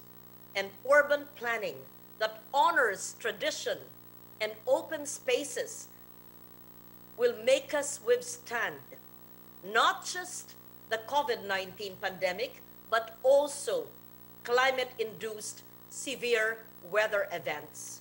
I appeal to all homemakers of all genders and ages. I will be in our homes, or it will be in our homes and in our families, that we will see the impact of climate threats. Climate action, just like charity, they say, begins at home with persistent and tireless attempts to reduce waste, find uses for all things, and in doing, save money. I am challenging and inspiring, hopefully, the millennials. Take back your future. Venture into sustainability. You can look at any land, backyard, waterway, sidewalk, any open space, maski na sa paso, and work on that. Create soil from your own biodegradable waste.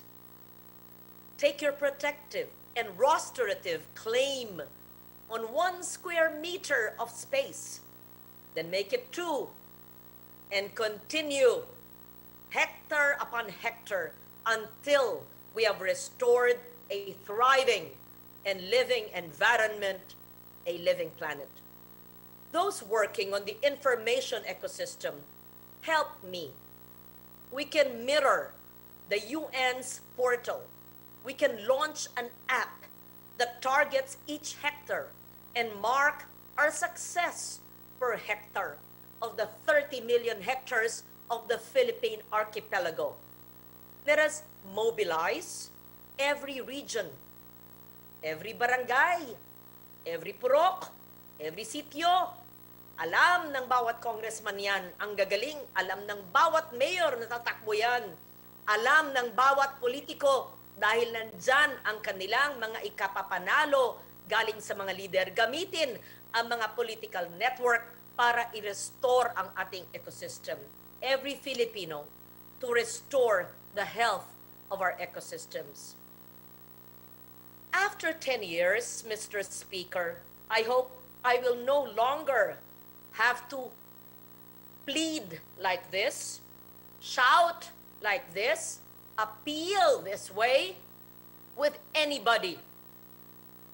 And we'll only have to congratulate ourselves for a job well done.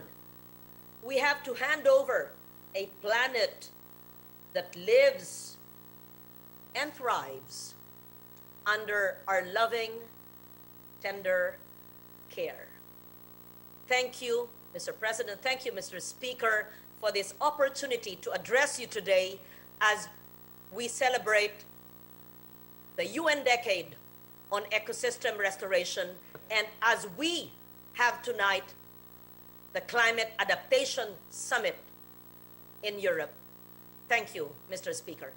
We thank Deputy Speaker Lauren Legarda, the representative of the Lone District of Antique, world champion on climate change adaptation and disaster risk mitigation. Thank you very much. Majority Leader.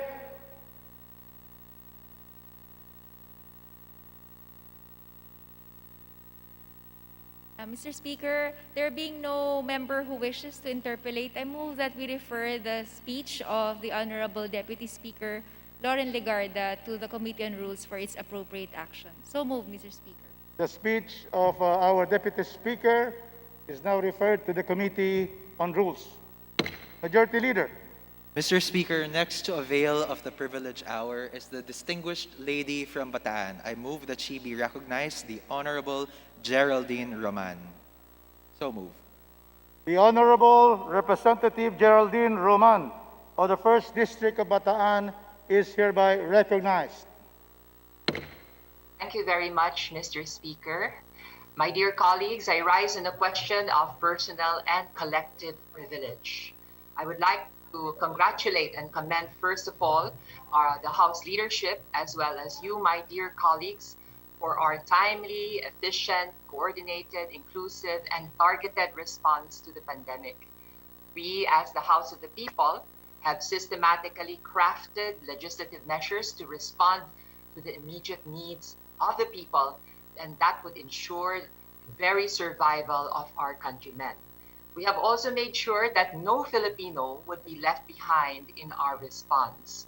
Our OFWs, displaced workers, and most especially the poorest of the poor, ang mga nasa laylayan ng lipunan, were the first ones to be assisted.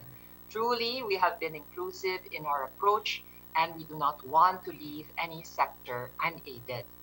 It is for this particular reason that I would also like to commend a dear colleague of ours, Representative Christopher of de Venecia of the 4th District of Pangasinan, for his passionate efforts to defend a sector of society that is normally left out in a pandemic like this. I speak about a sector of society that enriches our lives and defines the soul of our nation. Bagamat sa tingin ng iba, ay hindi po ito mga essential na tao. I'm talking about the creative and gig industries composed of our artists, musicians, event organizers, beauty and aesthetic experts, fashion designers, film and theater players, etc. Many of whom are also your brothers and sisters in the LGBT community. And because these brothers and sisters of ours also have to survive until the pandemic is over, yes, the happy fact of the matter is that the pandemic will one day end. We from the House, through the Arts, Culture, and Creative Industries Block, also known as the Achieve Block, and through the newly created Committee on Creative Industries and Performing Arts, have crafted bills to assist these sectors. Yes, my dear colleagues, the pandemic will soon end. And we have to also set our eyes on long-standing and perennial problems that we have always known to exist.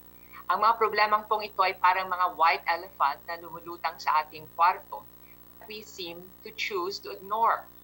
For the longest time, it has been the dream of each and every one of us to see more open and green public spaces in our respective districts for our constituents.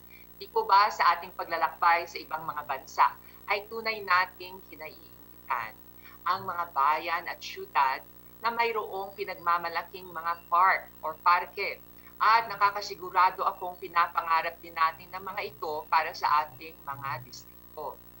Marahil sa mga sandaling ito ay may mga iilan na sumusubaybay sa ating session sa pamamagitan ng Facebook at nagtatanong, mahalaga ba ang mga park o parke sa ating bansa? Ang sagot po ay oo. Alam niyo po, sa aming distrito nang tinanggal ang GCQ na naglilimita sa galaw ng mga mamamayan, ang unang hinanap ng aking mga constituents ay ang aming Orani People's Park. Tulad ng kanilang nakagisna ng maliit na lugar na ito na nakalugar sa gitna ng aming town, ang madalas na pinapasyalan ng mga kababayan ko. Ganun din ang nangyari sa ibang mga bayan sa aking distrito. Pinagsa ang mga pampublikong open and green spaces bagamat pinapairal ng mga LGU ang mga safety protocols. Sa aking panayam sa kanila, sinasabi ng marami ay tila dito lang sila nakakahinga ng malaya. Dito lang sila nakaka-distress or detox sa pamamagitan ng ehersisyo at pamamasyal. Dito sila nakikipag-ugnayan sa ibang mga tao. Bagay na kinakailangan nating lahat sa ating araw-araw na buhay. We are social creatures and we cannot survive as human beings in isolation. But the sad fact of the matter is that not all LGUs are blessed to have open and green spaces. Sa amin nga ay patuloy kaming nagangarap ng mga maraming open and green spaces. However, some are just content with having a small town plaza. Others simply do not have any park. Simply cannot leave this to the political will of the LGU executives. Therefore, we from the House of Representatives have to legislate something that will require the LGUs to allocate a portion of their land to parks and other open and green spaces. At the same time, meron din po tayong mga national parks, usually protected environmental areas that are underdeveloped and inaccessible to people. Some fear that this kind of development might affect our environmental protection. And they cite environmental concerns as a shield to against any kind of development. But I am referring to the sustainable kind of development that will combine environmental protection and sustainable tourism. Ito pong mga national parks, following the example of the national parks in Europe and the United States, can serve as venues and means for the education and awareness of our countrymen in the preservation of our forests, rivers, coastal areas, and other God-given natural resources. They can be means through which we can heighten awareness and love para sa ating pong inang kalikasan. Sa isang banda, meron din tayong mga parke na either nakatenga lang dyan o tila pinapabayaan tulad ng Ngayong Pilipino sa ating pong Metro Manila. Sayang naman, o mayroon ding mga parks na nagsisilbing gateway sa ating bansa dahil nasa capital siya ng ating bansa tulad ng Rizal Park that remains underdeveloped or possibly inefficiently managed. We have to do something about this. This is why, from the Achieve block of the House of Representatives, we have crafted the National and Local Parks Act of 2020. Under this bill, which will be filed immediately after this speech, we will establish a National and Local Parks Authority under the combined tutelage of the Department of Tourism and the Department of the Environment and Natural Resources. Ano po bang functions nitong National and Local Parks Authority? Number 1, it will establish a quota for all LGUs in our country to allocate land for these open and green spaces, where applicable. As I said, it is high time for Congress to ensure that all Filipinos will have access to open and green spaces. Number 2, it will manage the country's national and local park system. Kung meron po tayong network ng mga national and local park system, ito na po ang ahensyang mamamahala ng mga ito. Number 3, it will also establish a National Parks Institute that will serve as a national center for park administration, management, maintenance, training, and research and development. Finally, number 4, it will make protected areas accessible to the public for recreational purposes. Sa ganitong paraan, marami po tayong mga turistang bibisita at tutulong sa mga lokal na ekonomiya. Of course, all of these with the guarantee that we will protect the environment and preserve it for future generations. Ang ganda, di po ba? Sana po, mga minamahal ko mga colleague, ay samahan niyo po kami sa aming pangarap na mabigyan ang bawat Pilipino ng pagkakataon na magkaroon ng mga open and green spaces na magbibigay sa kanila ng higit na kalusugan, kaligayahan, at kapayapaan. Nakakasiguro po ako na sa tulong ninyong lahat ay darating ang panahong ito kung saan magkakaroon din ang ating bansa ng mga world-class national and local parks. Maraming salamat po.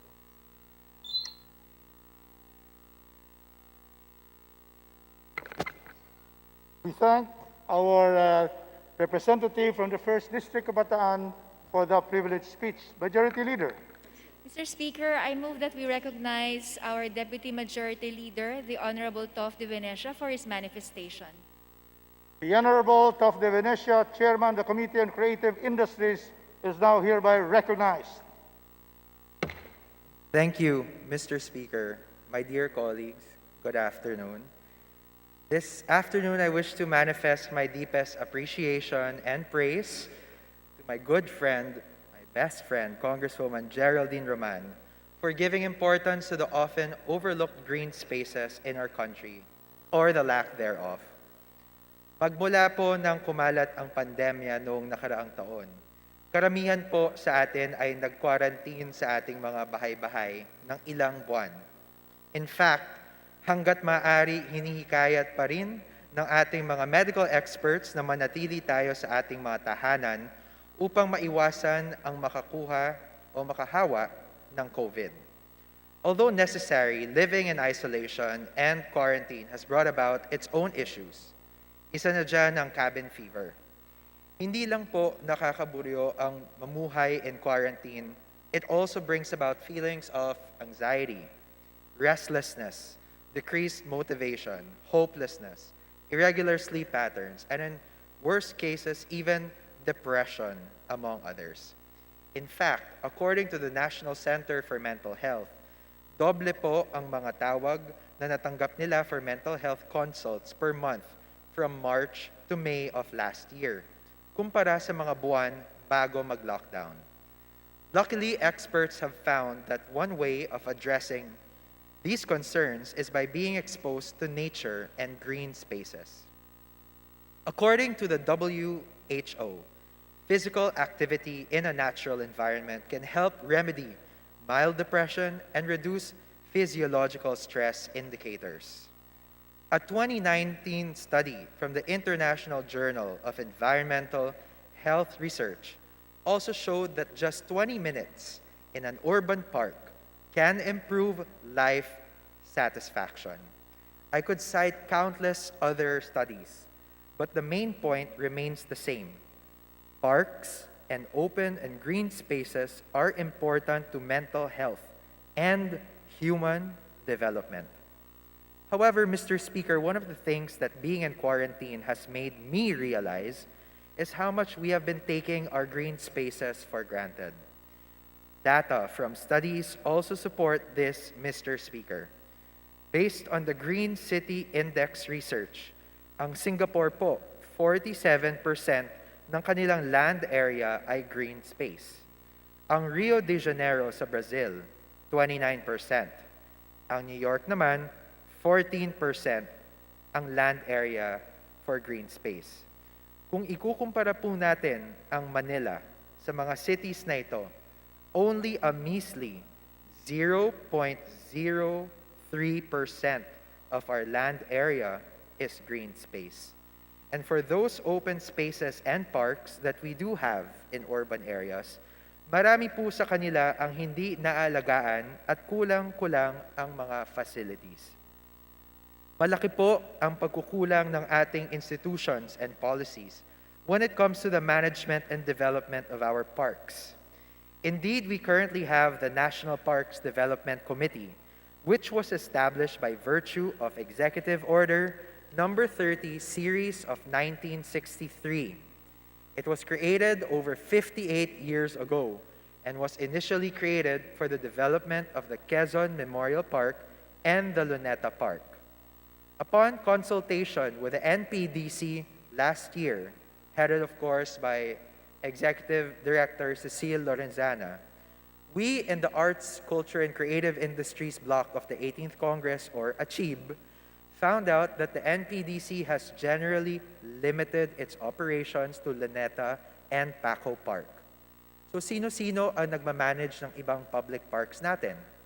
According to the NPDC, it's the LGUs. While we commend the NPDC for its efforts in managing these two parks assigned to it, we must recognize the reality that there is a need for greater policy coordination when it comes to the administration of our national parks. This is precisely what we aim to achieve through the bill that Congresswoman Geraldine Roman, myself, and members of the bloc will be filing. Congresswoman Geraldine has already adequately explained the salient features and provisions of the said measure, so I will no longer belabor the point.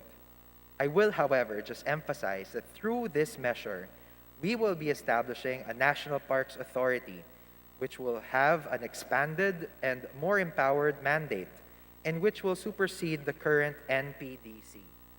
Through the National Parks Authority, or NAPA, we will develop a truly national park system in coordination with LGUs and other government agencies, which can only result in a greener and better Philippines. Mr. Speaker, the development of our parks and green spaces is not merely a temporary response to the symptoms of cabin fever brought about by quarantine and isolation. Neither is it merely an elaborate beautification program of our open spaces. Instead, it is a long-term investment on the part of the state in an environment where our population can thrive and prosper. So allow me to again congratulate Congresswoman Geraldine Roman for spearheading the creation of this measure and for giving attention to our open spaces. And before I end, Mr. Speaker, I'd also like to give thanks to our Honorable Speaker, Lord Alan Velasco, for allocating a significant institutional amendment in the 2021 GAA in support not only of arts and culture as well as the creative industries, but also in support, believe it or not, Mr. Speaker, of the National Parks Development Committee. Executive Director Cecile Lorenzana and the rest of the NPDC team are very, very grateful to Speaker Lord Alan Velasco. My esteemed colleagues, I urge you to join me in supporting Congresswoman Geraldine in our efforts to create a greener Philippines. Thank you and good afternoon. We thank the distinguished representative from Pangasinan, Chairman Toff de Venecia, for his manifestation, which is hereby noted. Majority Leader. It's me again, Mr. Speaker. I move that the privileged speech of the Honorable Roman and the interpellations thereafter be referred to the Committee on Rules for appropriate action. So move. Is there any objection? Hearing none, the privileged speech and the manifestation is hereby referred to the Committee on Rules. You're the leader. Next to avail of the privileged hour is the distinguished lady from the Lone District of Occidental Mindoro. I move that we recognize Congresswoman Josephine Ramirez Sato. So move.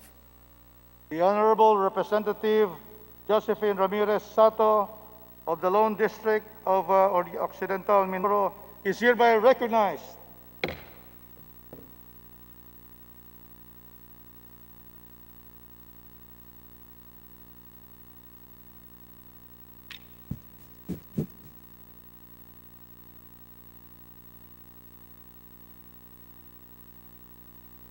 Majority Leader. Mr. Speaker,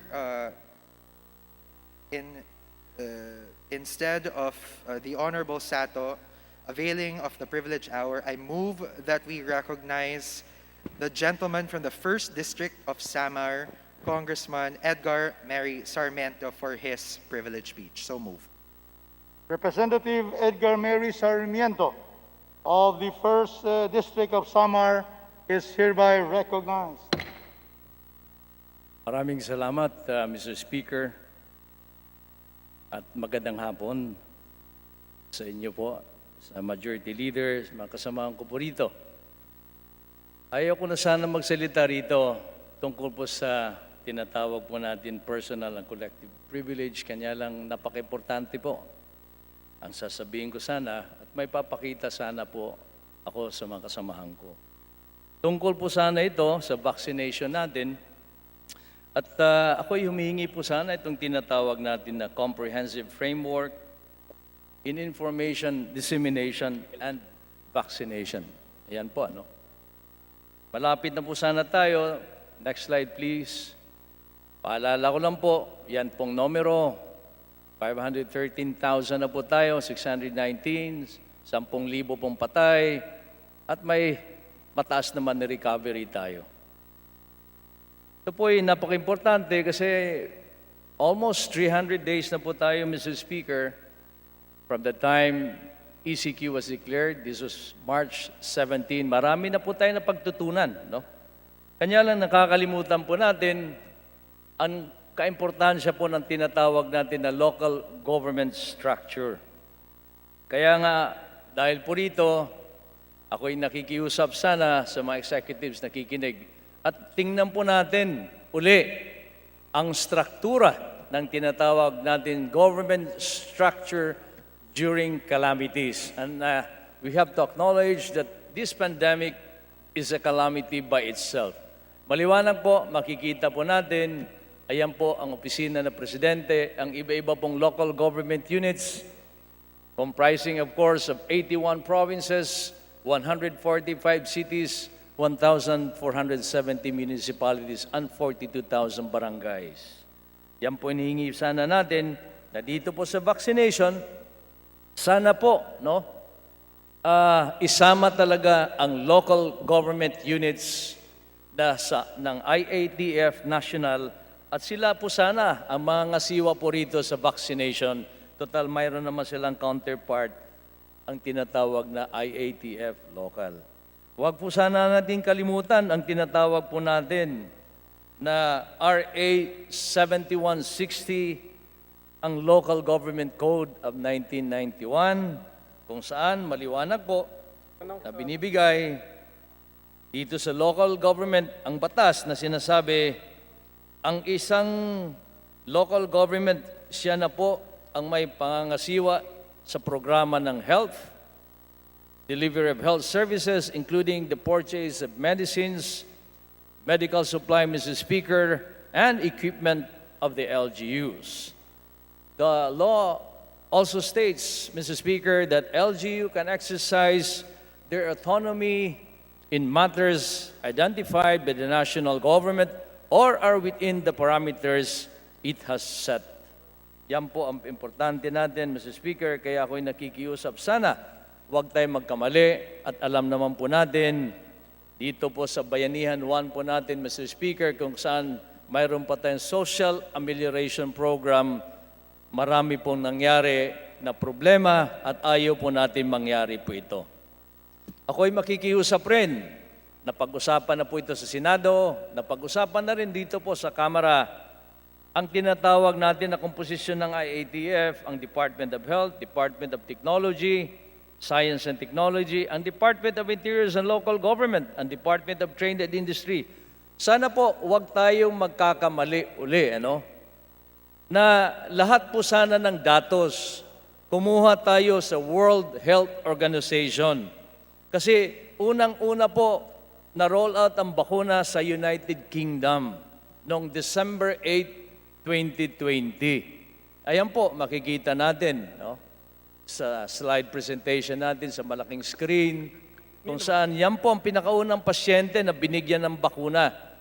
Noong pong December 8, 2020, malapit na po maging 2 buwan, tamang-tama po ang timing natin, hindi po tayo nauna para doon po malalaman natin ang iba-ibang mga bakuna, Mr. Speaker, na dapat gagamitin po sana natin in hierarchy. Pero mas maganda na po, after 60 days from the time the vaccines were rolled out in the global community, we can now have at least the number and the data and the stats on the efficacy and all others para ulitin natin, huwag po tayo magkakamali. Dito naman po sa pinag-uusapan, Mr. Speaker, the human resource, kasi may naririnig po tayo na sinasabi, isasama po mga teachers, sana wag naman po. Ang pakiusap ko ng representation na ito, ang sinasabi ko po, makikita po natin, ang human resource naman po, sana ang kukunin lang po, no? Habang andyan na po, nakastructure na po, Mr. Speaker, ang local government, mayroon silang tinatawag na local component ng IATF. Ito sana should be composed of well-equipped and trained professionals such as the local doctors, nurses, the midwives, sama na po natin yung veterinarians, and of course, the barangay health workers, napaka-importante po. We must avoid utilizing the members of the academe in the vaccination, wag naman po sana. At panghuli na lang po, Mr. Speaker, this is very important, yung tinatawag logistical chain po, maliwanag. Ako'y umihingi, Mr. Speaker, sana mapakinggan po itong privilege speech po natin, na ang kukunin sana na mga iba-ibang kumpanya na tutulong po sa gobyerno natin, yung magagaling po sa logistical support kasi marami po sila at sila po'y nakikita po at mahanap sa iba-ibang parte ng Pilipinas. Galing kang Luzon, pupunta po kayo ng Visayas, sa Mindanao. Kompleto, hindi ko na lang po pangangalanan po ito, pero makikita niyo po, sana gagamitin po ng IATF ito para hindi po tayo magkakamali dito po sa vaccination program natin, Mr. Speaker. Itong vaccination program, Mr. Speaker, this is very important. If you look at the calendar, we are now nearing almost 60 days. It's about time. There are now stats coming from the global community to the World Health Organization, Mr. Speaker, Majority Leader, on what the country should do para hindi po tayo magkakamali sa brand ng bakuna, sistema at iba-ibang preparasyon. Ulitin po natin, sana sa Pebrero po, magka-roll out na tayo ng bakuna para unti-unti babalik na po tayo sa buhay normal. Unti-unti man lang pag binigyan ng bakuna, bumalik na rin ang kumpiyansa ng tao at wag naman sana masagasaan ng husto ang ekonomiya po ng bansa natin. Maraming salamat po, Mr. Speaker, Majority Leader at mga kasamahan ko. Magandang hapon po sa ating lahat. Majority Leader. Mr. Speaker, I move that the speech of Representative Sarmiento be referred to the Committee on Rules. There an objection? The chair is none. Motion is approved. Majority Leader. Mr. Speaker, considering that our time for the privilege hour has already expired, I move that we close the privilege hour. There an objection? The chair is none. The motion is approved. Majority Leader.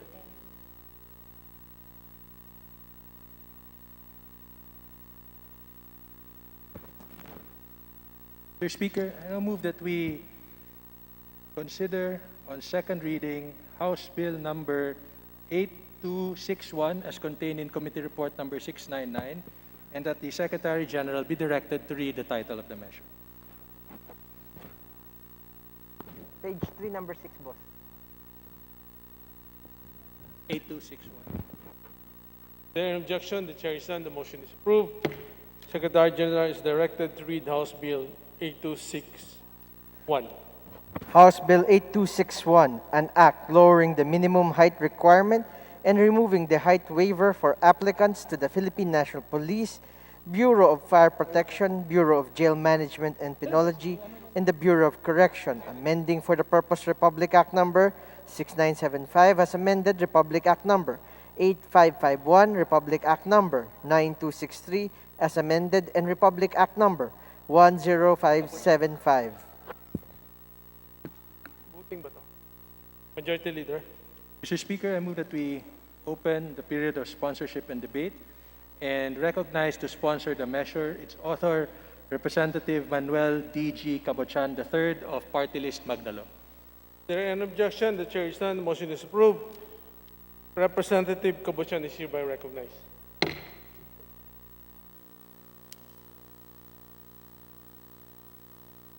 Thank you, Mr. Speaker.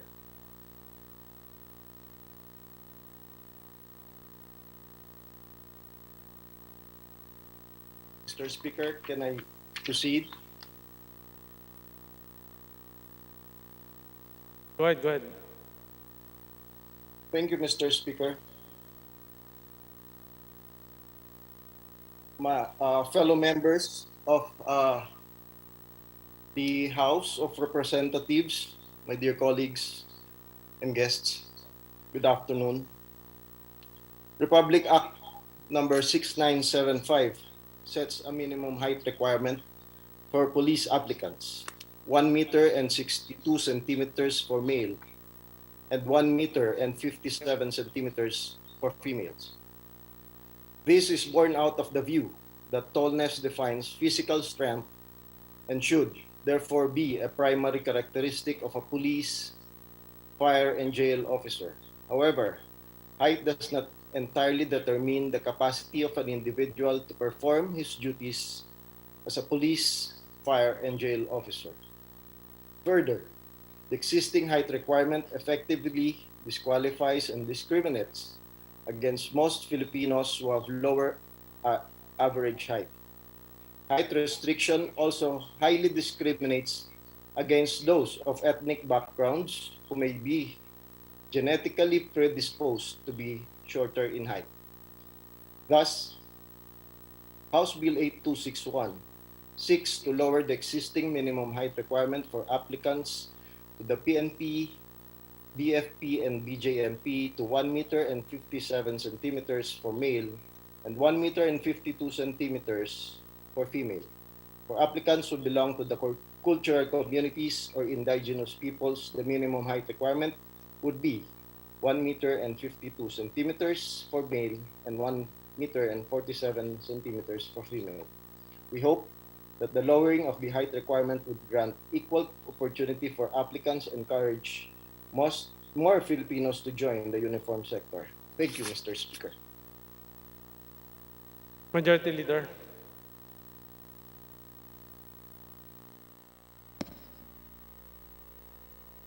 Mr. Speaker, I move that we also recognize the Chairman of the Committee on Public Order and Safety, Representative Narciso Bravo Jr., to deliver his sponsorship speech on the measure. Is there any objection? The chair is none. The motion is approved. Representative Bravo is hereby recognized. Thank you, Mr. Speaker. Mr. Speaker, distinguished colleagues, ladies and gentlemen, good afternoon.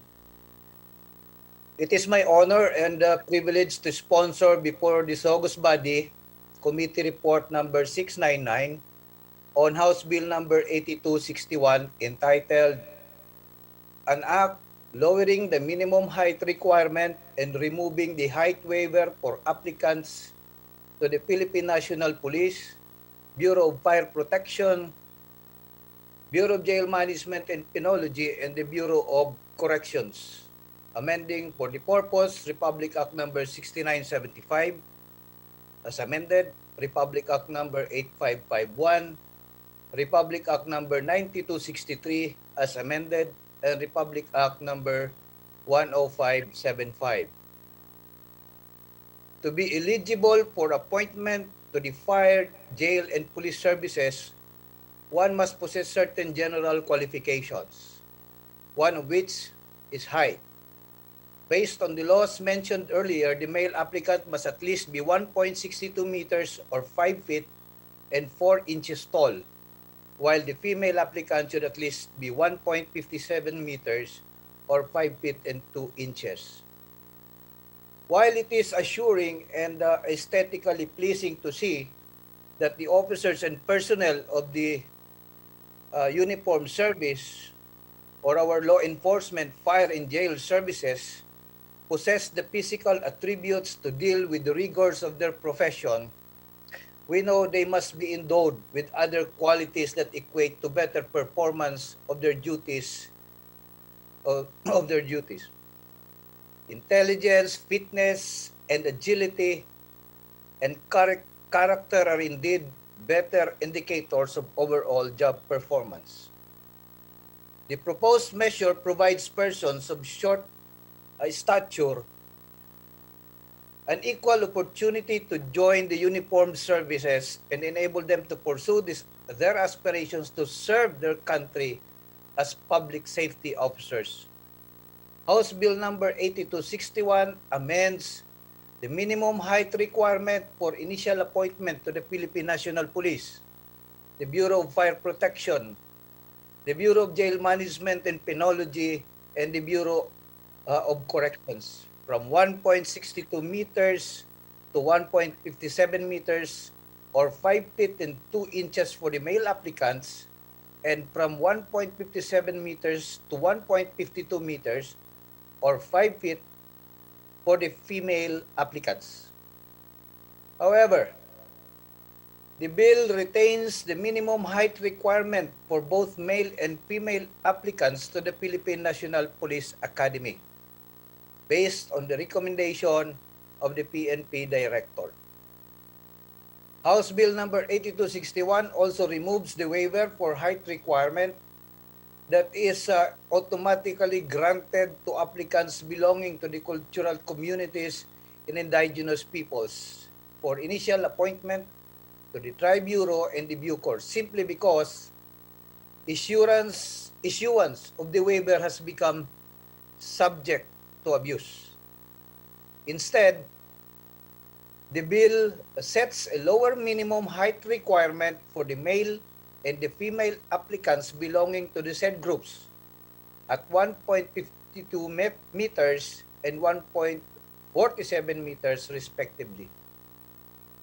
In the 15th Congress, a measure that sought to repeal the height requirement for applicants to the Tri-Bureau was vetoed by then President Benigno S. Aquino III, citing that it was unnecessary because a waiver of this qualification is allowed under certain conditions.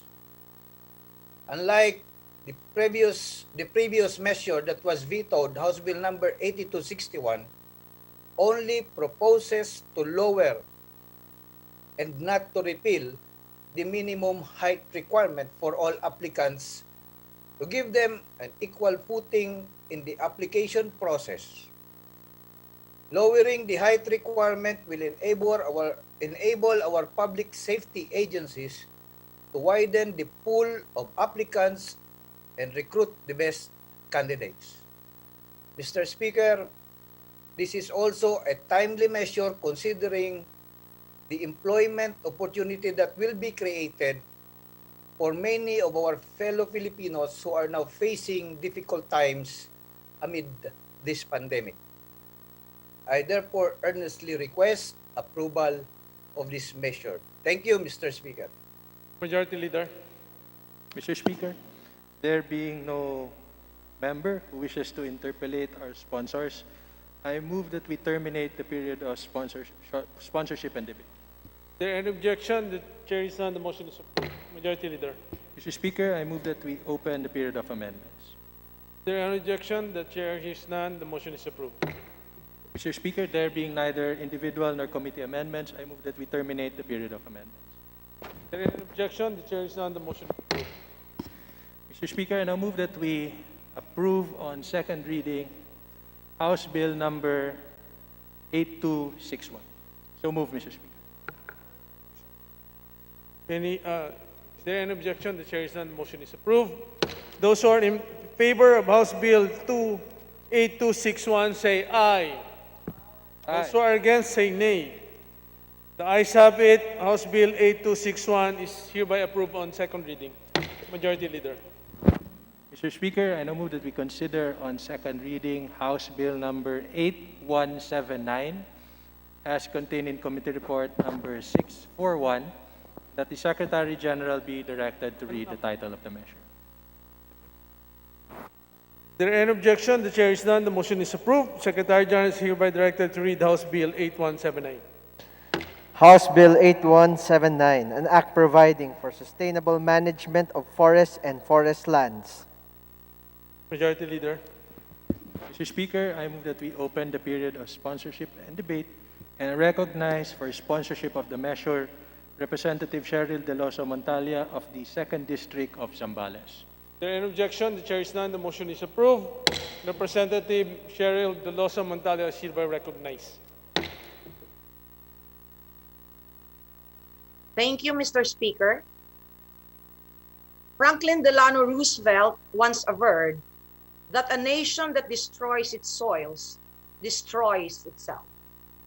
Forests are the lungs of our land, purifying the air and giving fresh strength to our people. My dear colleagues, friends, good afternoon. I am here today to sponsor House Bill number 8179, entitled An Act Providing for the Sustainable Management of Forests and Forest Lands, as contained in Committee Report number 641. Forest used to be one of the richest natural resources in the Philippines. Based on the study entitled Decline of the Philippine Forest by the Institute of Environmental Science for Social Change, the country has about 21 million hectares of forest cover, covering 70% of the total land area in the 1900s.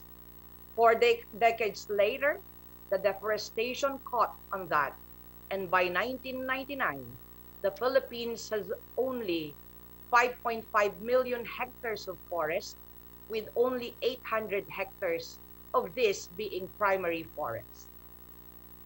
In the report of the Forest Management Bureau of the Department of Environment and Natural Resources, Palawan remains the top Philippine province with the biggest forested area, with 699,931 hectares of forest area out of its 1,489,626 hectares of total land area.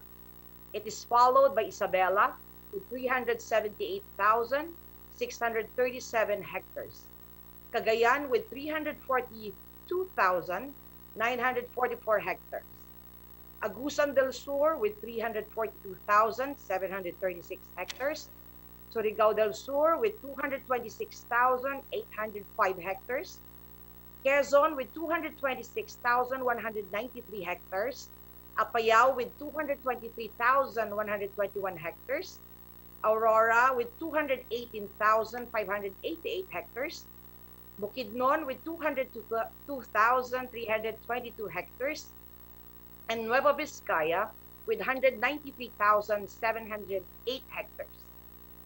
These forests are a source of a lot of bounties for us to partake. Gautama Buddha was once quoted saying that the forest is a peculiar organism of unlimited kindness and benevolence that makes no demand for its sustenance and extends generously the products of its life activity. It affords protection to all beings, offering shade even to the axeman who destroys. Our dwindling forest resources are a result or mismanagement of it by the axemen that is us. Our wanton destruction of the meager forest resources that we have has already caught up on us and has already taken thousands of lives and billions worth of properties that even the most advanced technology that is available to us prove worthless in protecting us from the wrath of nature. The intermittent water interruptions we are already experiencing, especially during dry months, are also the result of deforestation. Since most of our watersheds are already denuded, the Philippines has an unstable water supply.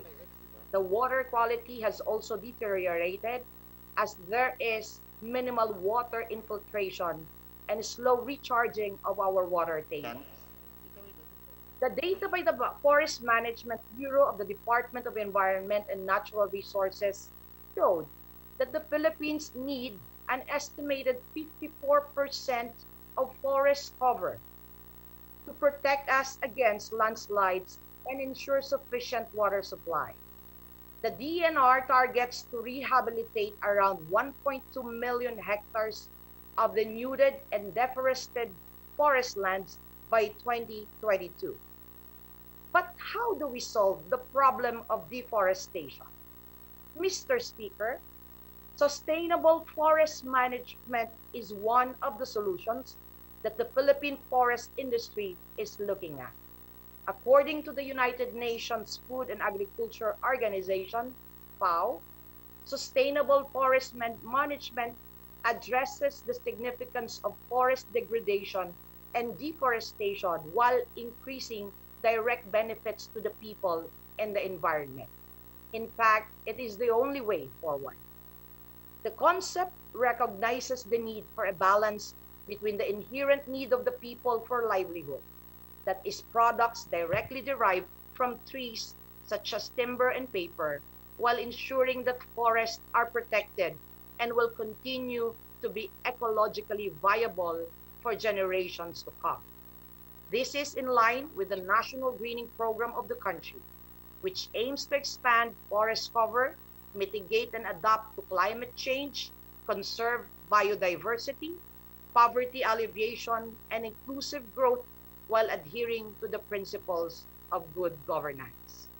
The decline in forest cover goes along with a significant loss of biodiversity, raw materials, and storage capacity for water, and an alarming release of greenhouse gases through the slash and burn cultivation and or farming. In economic terms, the challenge of the government to determine who should be held accountable for the open access nature of many forest lands leading to resource degradation is very difficult. The continuous influx of migrant communities has further aggravated our diminishing forest resources. Given the dependence of human and social life to products from our forests, from wood to water and to the oxygen they produce, these consequences impact on all sectors of the society. My dear colleagues, this bill is a realistic approach to a long-standing and complex problem. It approaches deforestation from all fronts by ensuring that we promote the protection and well-being of our forests while pushing for social development it aims to. Number one, to provide the policy direction in the formulation of strategies and programs for the protection and sustainable management of forest lands and enhance forest ecosystem services. Number two, to optimize the utilization of forest resources to support sustainable development in the country by providing equitable access and benefit sharing to stakeholders. Under this bill, the following provisions are set. Number one, the adoption of the Sustainable Forest Management Strategy as the overarching policy framework, while utilizing watershed as the basic reference landscape in the development and reference lands and management of reforestation, plantation, development, biodiversity conservation, ecotourism, renewable energy, and other related activities. The pursuit of, number two, the pursuit of community-based forest management approach and managing forests for poverty alleviation and sustainability with the participation of all sectors in the society in such approach. It also provides for the creation of a community-based forest law enforcement team from representatives of stakeholders in the particular watershed. Number three, the categorization of all forest lands into protection and production forest lands for purposes of management and planning. Number 4, the identification of the Forest Management or Unit or FMU as the main planning unit under the Act and also the qualified managers of FMUs. Number 5, the introduction of the Forest Management Agreement, a contract by and between the state and qualified persons for the exploration, development, and utilization of forest land and forest resources. Number 6, establishment of the Sustainable Forest Development Fund to provide concessional financing, particularly for forest development projects proposed by qualified managers of FMUs. Number 7, the reconstitution of the Forest Management Bureau into a line bureau under the DENR. Number 8, the enumeration of offenses related to forest lands and provision of penalties therefore. Mr. Speaker, sustainable forest management, in a nutshell, is that which meets the needs of the present without compromising the ability of the future generations to meet their own needs. Sustainability creates and maintains the conditions under which humans and nature can exist in productive harmony. My dear colleagues and members of this august chamber, the greatest threat to our forest is the belief that someone else will save it for us. We cannot and we will not allow this belief to flourish.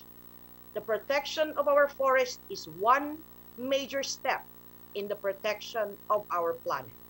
It is high time that we stand for what we stand on. Let us be one in the passage of this bill. Thank you, Mr. Speaker. Majority Leader. Mr. Speaker, there being no member who wishes to interpolate the sponsor, I move that we close the period of sponsorship and debate. So move. Is there any objection? The chair is none. The motion is approved. Majority Leader. Mr. Speaker, I move that we open the period of amendments. Is there any objection? The chair is none. The motion is approved. There being no committee nor individual amendments, I move that we close the period of amendments. Is there any objection? The chair is none. The motion is approved. Speaker, I now move that we vote on second reading House Bill number 8242 as contained under Committee Report 688. So move. Is there any objection? The chair is none. The motion is approved. Those who are in favor of House Bill 8179 say aye. Those who are against say nay. The ayes have it. House Bill 8179 is hereby approved on second reading. Majority Leader. Mr. Speaker, I move that we take up on second reading House Bill number 8242 as contained in Committee Report 688. So moved. Is there any objection? The chair is none. The motion is approved. Okay.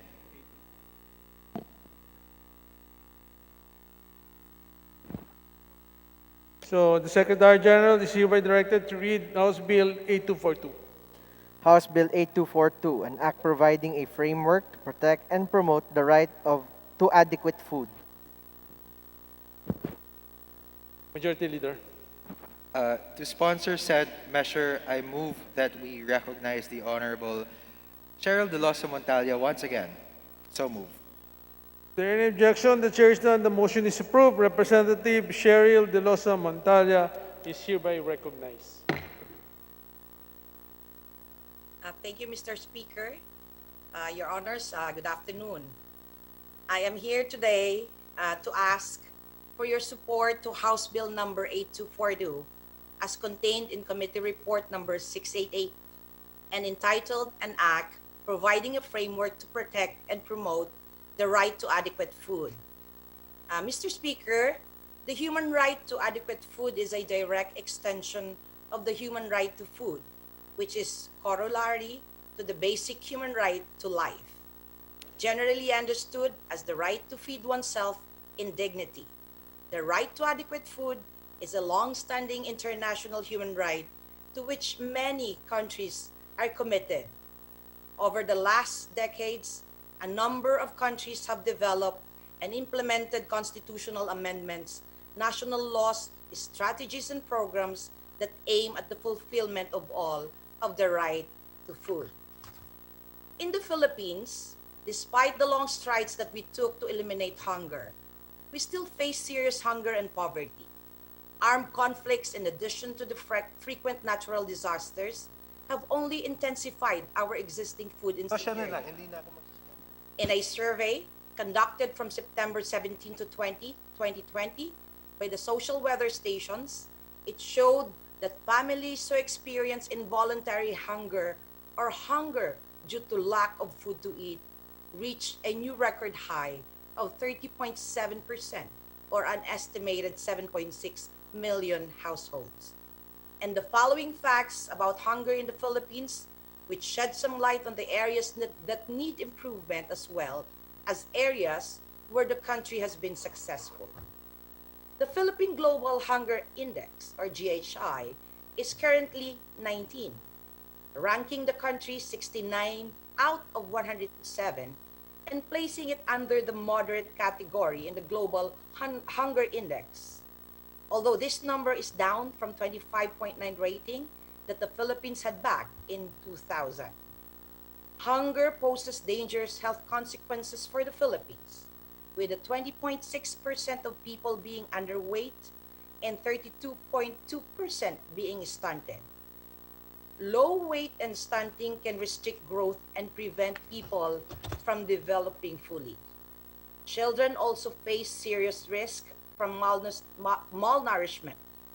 Although the rate of underweight children has decreased from 20.1% in 1992 to 20.2% in 2003. That rate has remained mostly unchanged since.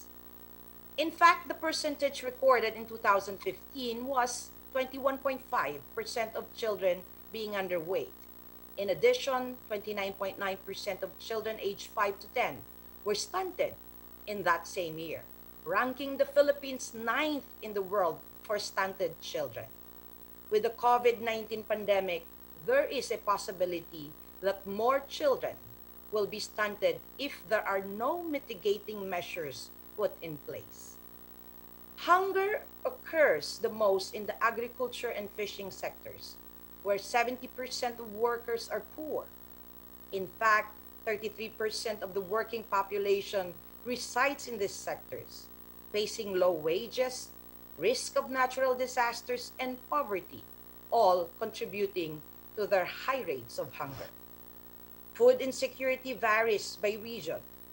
Although in the national level, there is 29.9% of household overall who are food insecure. In the autonomous region in Muslim Mindanao, there is 44.5% who are food insecure.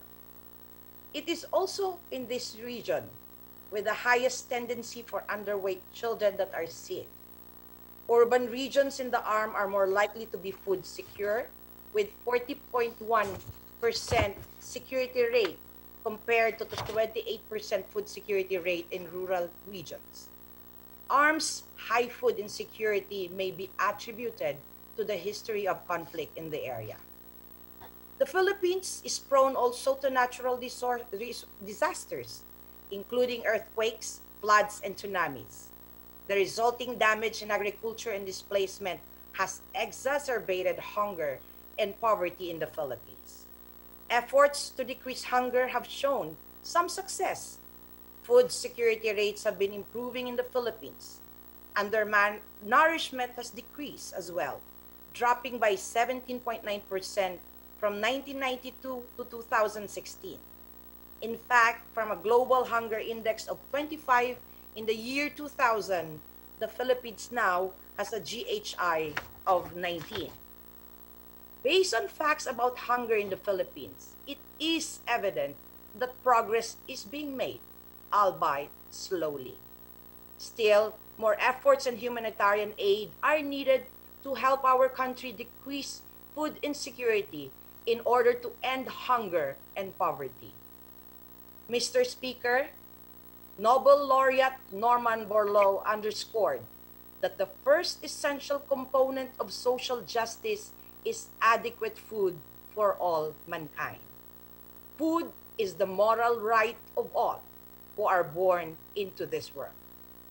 Hence, Mr. Speaker, this bill, which was originally authored by Cabinet Secretary Carlo Alexi Nograles, was filed during the 17th Congress under the leadership of former Speaker Gloria Macapagal Arroyo, referred to the Committee of Human Rights, which I previously chaired.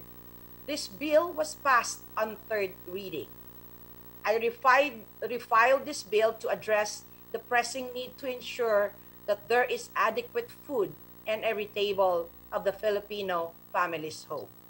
I commend our chairperson of the Committee on Human Rights, Honorable Chairman Kong Jesus Bong Suntay, for his passion in ensuring that the immediate passage of this bill before his committee. The normative content of the measure revolves around the three major elements of the right to food, namely availability, accessibility, and adequacy. This legislation identifies the rights-based principles upon which it is founded.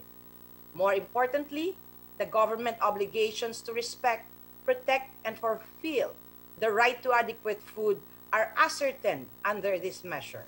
It also recognizes that every person has a right to be free from hunger.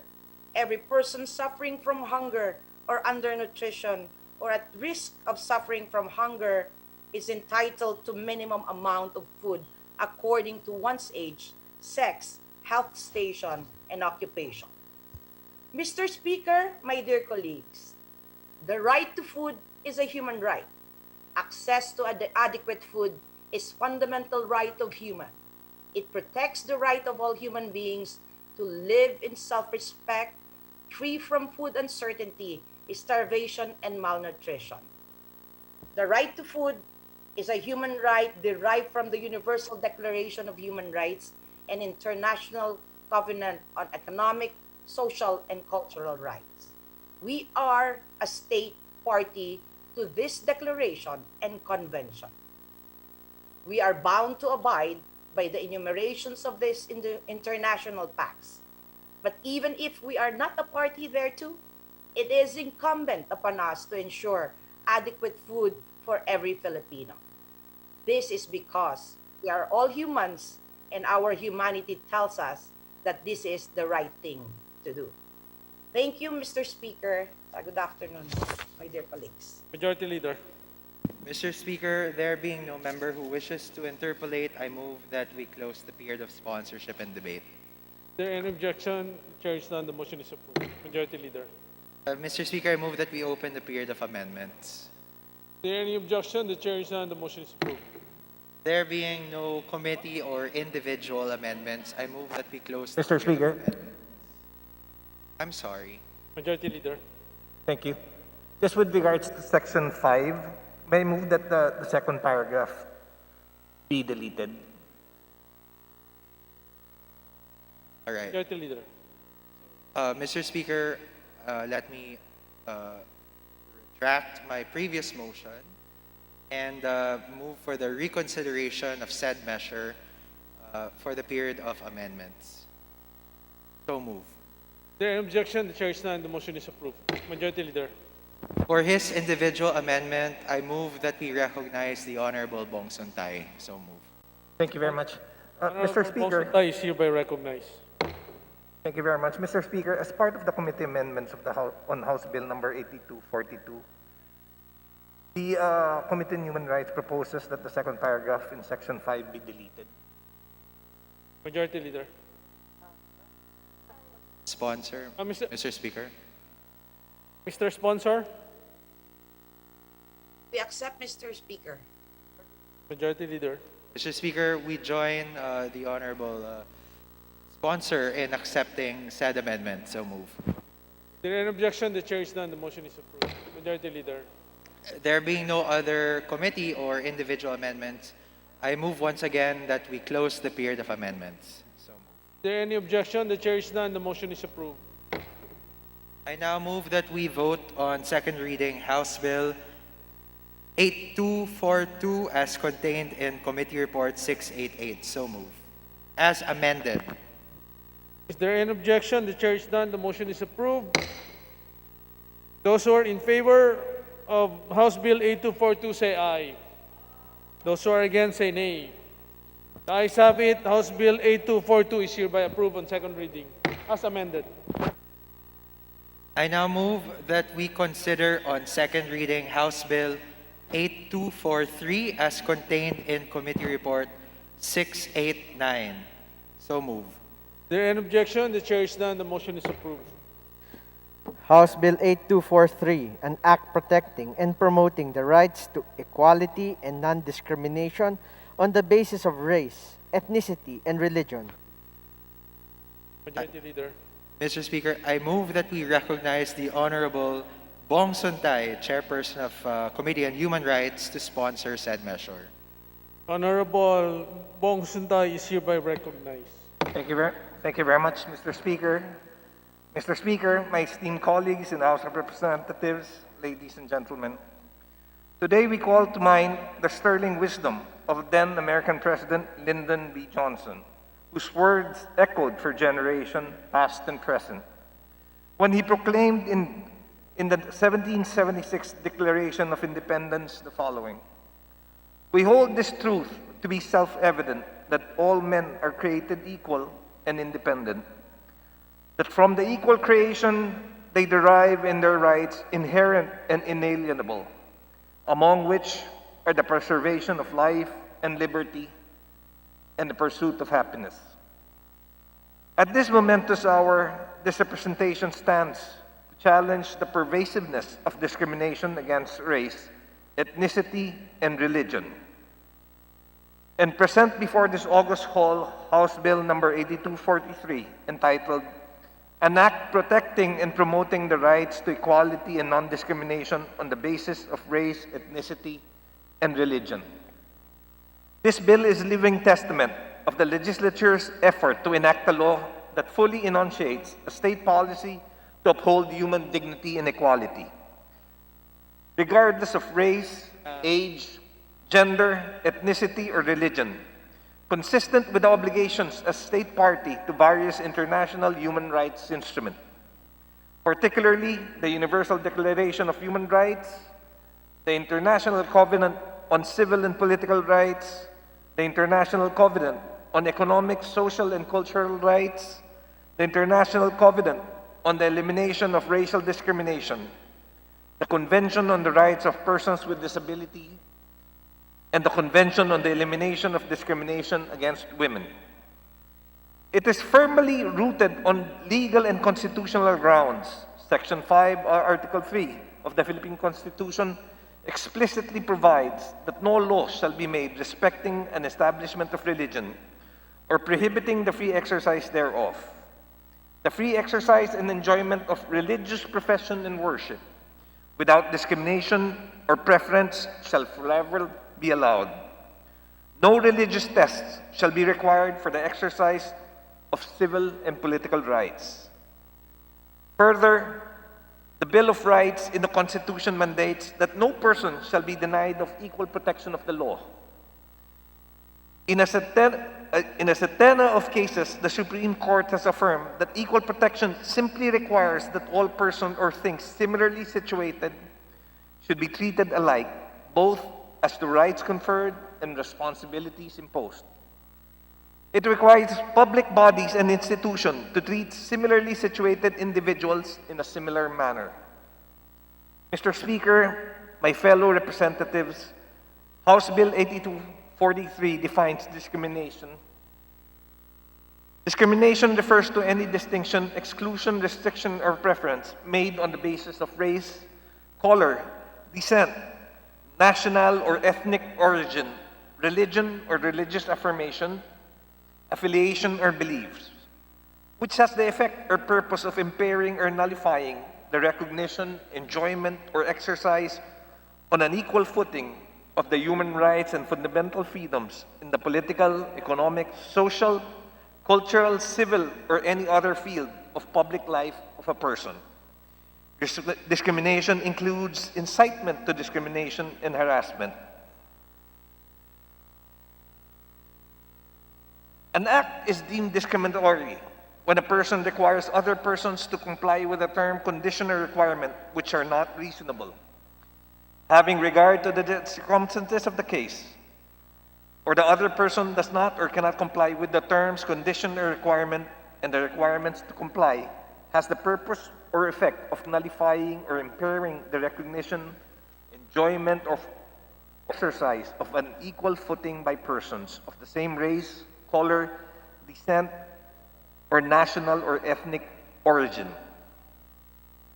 When a hijab-wearing applicant is refused employment solely by virtue of his or her wearing the garb, which is symbolic of one's religion, he or she is discriminated upon. When any student is denied admission or expelled from an educational institution on the basis of one's religious belief or affiliation, or the school does not have any clear, coherent, and reasonable policy on academic qualification and admissions for such cases, there is discrimination in education and training. When non-Christian faith-based organizations do not get the same kind of services, such as medical and health benefits from any person, corporation, or entity on account of their religious belief or affiliation, there is discrimination in delivery of goods and services. When an applicant who belongs to a different faith attempts to do any act, such as the acquisition, possession, utilization, lease, or disposal of estate land or interest thereof, housing and other accommodation, and is later denied for not being a member of a dominant religion or community, he is deemed discriminated against. These are but some of the highlights of many situations that this proposed act intends to address. Mr. Speaker, this legislative measure creates a Non-Discrimination and Equal Opportunity Committee, which shall exercise administrative jurisdiction to investigate acts and practices of discrimination. The Non-Discrimination Committee shall report the results and findings of such investigations to the appropriate government agencies for resolution, settlement, or prosecution. The Commission on Human Rights, in coordination with the National Commission for Indigenous People, the National Commission on Muslim Filipinos, the Civil Service Commission, and other relevant government agencies shall ensure that the right of all persons against discrimination are protected and fulfilled. To sanction any violations as provided for this bill, there have been imposed penal sanctions such as imprisonment and fines. The victims are entitled to reparations, including restitution, compensation, and rehabilitation, which may be determined by the court, administrative agency, or quasi-judicial body, either upon request of the victim or own volition of the courts. Mr. Speaker, if we were to heed Immanuel Kant's formula of universal law, he states that we must act only on that maxim to which you can at the same time will that it should become a universal law in nature. In today's lies the significant opportunity for us, legislators and policymakers alike, to step up in our game and steer the course of human rights towards a path that fully guarantees the exercise of freedom of religion or belief, of thought and conscience.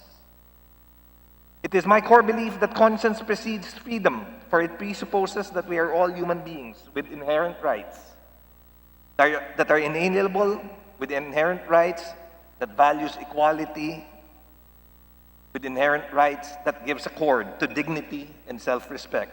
Thus, Mr. Speaker, the right against non-discrimination and the right to equality are clearly, categorically imperative, which Congress must uphold, for we stand to reason and to the rule of law.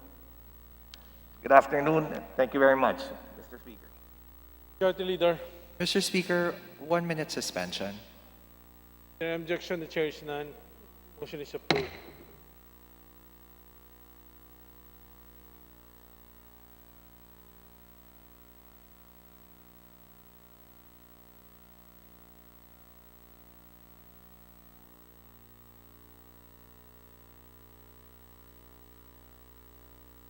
Session resume. Majority Leader. Mr. Speaker, I move that we suspend consideration of House Bill 8243. So move. there any objection? The chair is none. The motion is approved. Majority Leader. I move that we consider House Resolution 1411 as contained in Committee Report 639 and direct the Secretary General to read the title of the said resolution. There any objection? The chair is none. The motion is approved. The Secretary General is directed to read House Bill 1411. House Resolution 1411, resolution commending Quartermaster Second Class Raymond Joseph Oli for his courageous and heroic acts in the Philippines during World War II and his abiding friendship and love for the Philippine people. Majority Leader. Mr. Speaker, I move that we approve said House resolution. There any objection? The chair is none. The motion is approved. Majority Leader. Rather, Mr. Speaker, I would like to amend my motion and I would move to adopt House Resolution 1411. So move.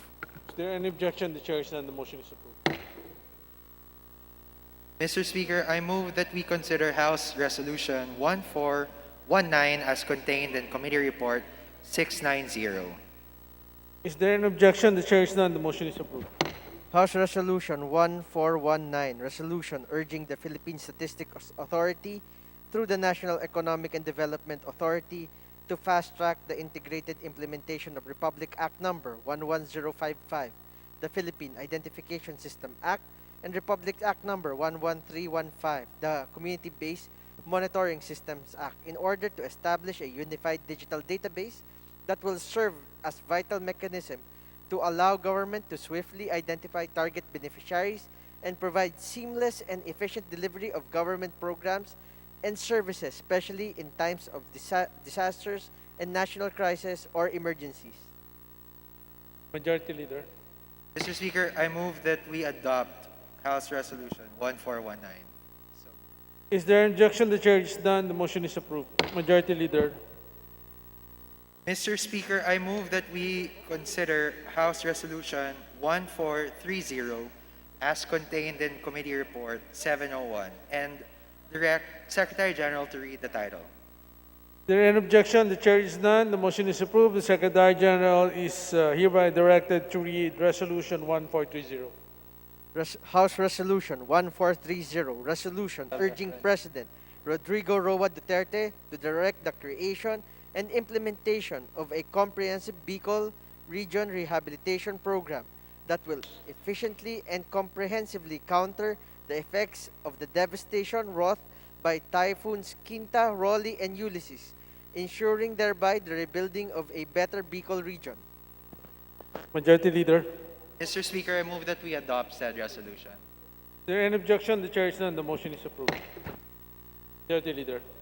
Mr. Speaker, I move that we proceed with the additional reference of business and request that the Secretary General be directed to read the titles of the bills and resolutions on first reading as well as other communications. So move. Is there any objection? The chair is none. The motion is approved. Additional reference of business, bills on first reading. House Bill Number 8436, mandating all public and private establishment for public use to have readily available wheelchairs for PWDs and other individuals who need similar care, and penalizing any act of blocking of PWD access ramps. Representative Crisologo. To the Special Committee on Persons and Disabilities. House Bill Number 8437, amending the University of the Philippines Charter of 2008.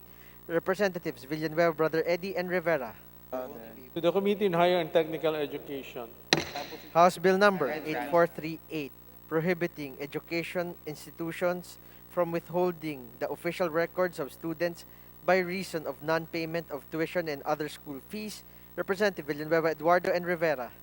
To the Committee on Basic Education and Culture and the Committee on Higher and Technical Education. House Bill Number 8439, prescribing the mandatory guidelines on the establishment and operation of local university and colleges. Representatives Villanueva, Eduardo, and Rivera. The Committee on Higher and Technical Education. House Bill number 8441, improving the quality of student teachers and teachers by furthering enhancing the Teacher Education Council, institutionalizing a scholarship program for student teachers. Representative Romulo. To the Committee on Basic Education and Culture and the Committee on Higher and Technical Education. House Bill number 8442, converting the Plaridel Community Hospital in Plaridel, Misamis Occidental into a Level 1 hospital on infectious diseases under the direct control, supervision, and management of the DOH and increasing its bed capacity to 50. Representative T. Diego. To the Committee on Health. House Bill number 8443, strengthening and upholding the freedom of teachers and students to teach, study, and pursue knowledge and research without unreasonable interference or restrictions in all SUCs. Representative Belmonte. To the Committee on Higher and Technical Education. House Bill number 8444, providing for a vaccine passport for emerging or re-emerging infectious diseases. Representative Tan Angelina. To the Committee on Health. House Bill number 8445, amending sections of the Philippine Deposit Insurance Corporation Charter. Representative Kua. To the Committee on Banks and Financial Intermediaries.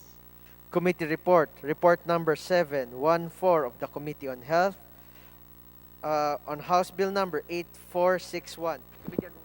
The Committee on Rules. Majority Leader. Mr. Speaker, with leave of the House, I move that we open privilege hour for 30 minutes. Is there any objection? The chair is none. The motion is approved. Leader. Mr. Speaker, I move that we recognize the distinguished lady from Kabataan Party List, Congresswoman Sarah Jane Elago. So move. Is there any objection? The chair is none. The motion is approved. Representative Jane Sarah Ilago of Kabataan Party List is hereby recognized.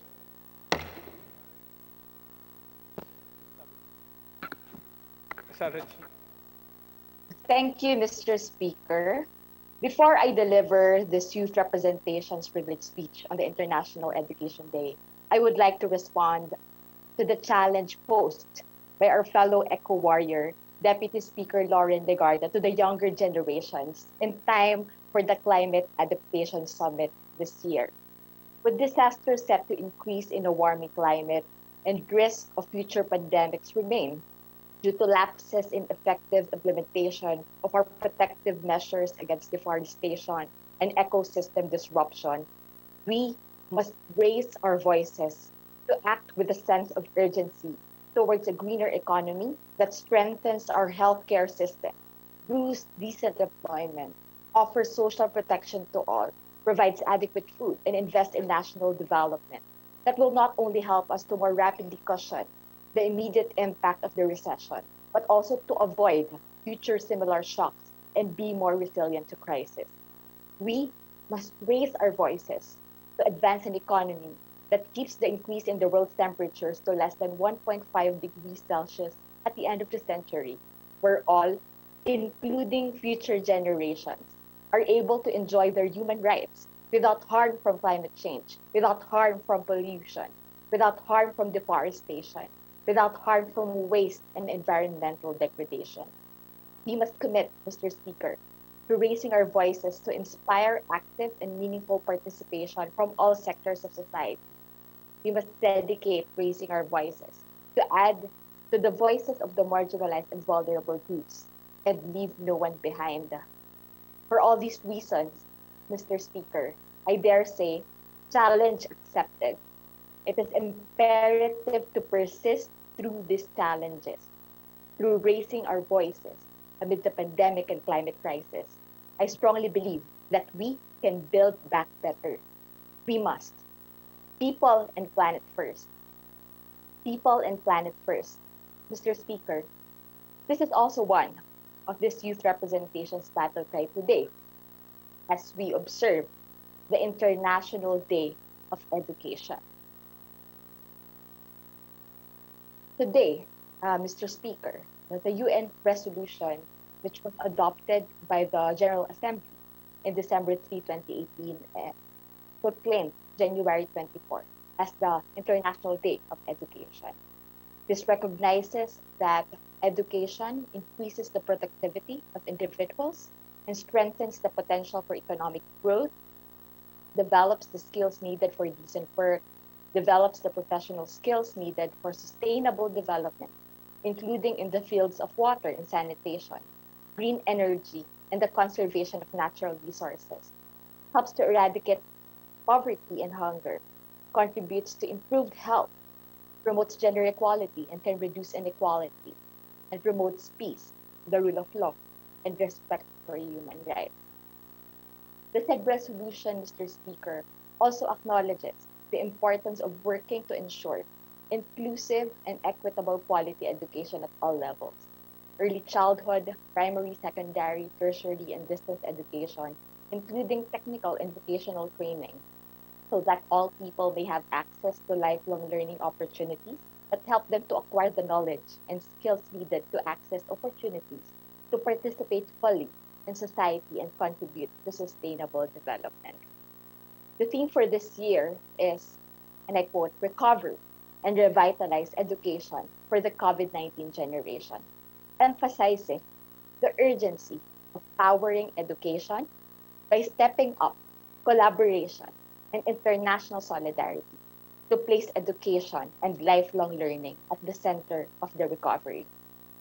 Among the aims of this year's observance are, Mr. Speaker, first, highlight commitments and follow-up actions taken to protect education through the recovery, increase inclusion and combat dropout.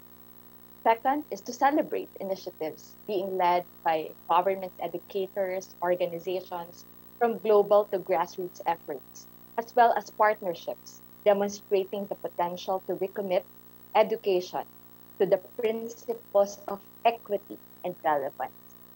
Third is to highlight best practices in laws and policies on equitable finance for education that effectively and efficiently target the most disadvantaged.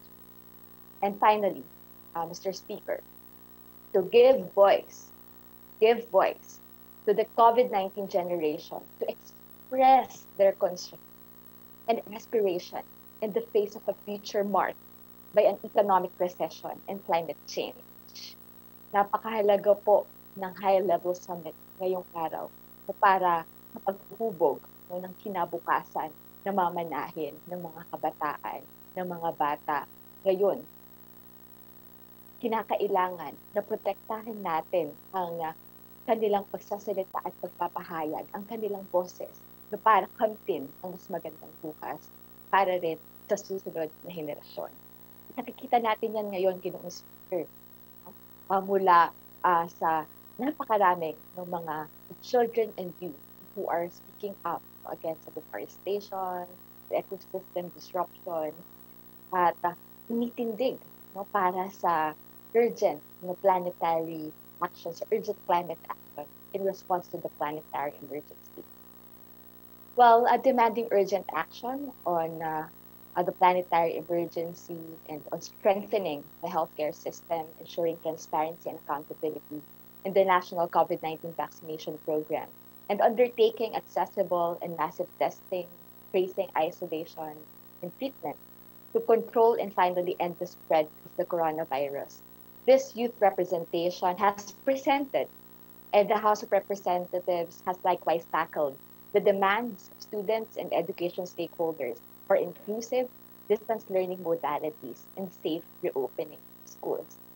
Sa gitna po ng pandemya, ng public health emergency, na planetary emergency, ngayon higit kailanman na tinitiyak natin na hindi lang nadidinig, kundi natutugunan ang mga panawagan, ang mga hinaing ng ating hindi lang ng mga kabataan, kundi lalong-lalo na ang mga nagmula sa mga marginalisado at underrepresented sectors sa ating society. Yet, with all these presentation, active efforts to ensure that their cause and demands are we learned from the summary of expert consultation on academic freedom and freedom of expression by the University of California Irvine School of Law International Justice Clinic that challenges and threats remain, such as the repressive legal framework in our institutions of learning, direct violence, threats and retaliation, restrictions to institutional autonomy, restrictions to peaceful protest and freedom of assembly, content-based restrictions, and digital rights challenges, among others. In the Philippines, red baiting continues to threaten the very essence of academic freedom and freedom of expression. On January 24, Mr. Speaker, just yesterday, it has come to the attention of this youth representation that a certain Twitter user at PNP Luna, claiming as the profile of Luna Municipal Police Station of the municipality of Luna in the province of Apayao, shared in its account a pixelated poster using my face in its purported campaign on counterterrorism. Mr. Speaker, this youth representation calls on PNP Luna to take down this post, issue a public apology, and ensure that all those behind this cyberbullying and defamation are held accountable. 2021 na, Ginoong Speaker, wala pa rin nagbabago sa nakapapahamak at mali na gawin na ito. Wala pa rin pong nananagot magpasa hanggang ngayon. This dangerous practice of red baiting has already crept in schools. Over the weekend, a screenshot of an online examination in Cavite State University has made the rounds of social media because of how a question included therein enforces stigma and discrimination surrounding outspoken students, youth, and activists. We call on CAMSU officials to immediately look into this matter. We trust that they will serve with and alongside the students and all their constituents in building a climate of trust and empowerment in the university. Another case, Mr. Speaker, is the reported dismissal of a senior high school student leader from his position in the student council for being part of a national youth organization and for calling an academic break. Nananawagan ang kabataan, Ginoong Speaker, na muli pong balikan ng UST ang kaso na ito. We sincerely hope that the administration revisits and reviews its waivers and student handbooks, which must aid and embody the promotion of human rights, academic freedom, and empowerment inside campuses.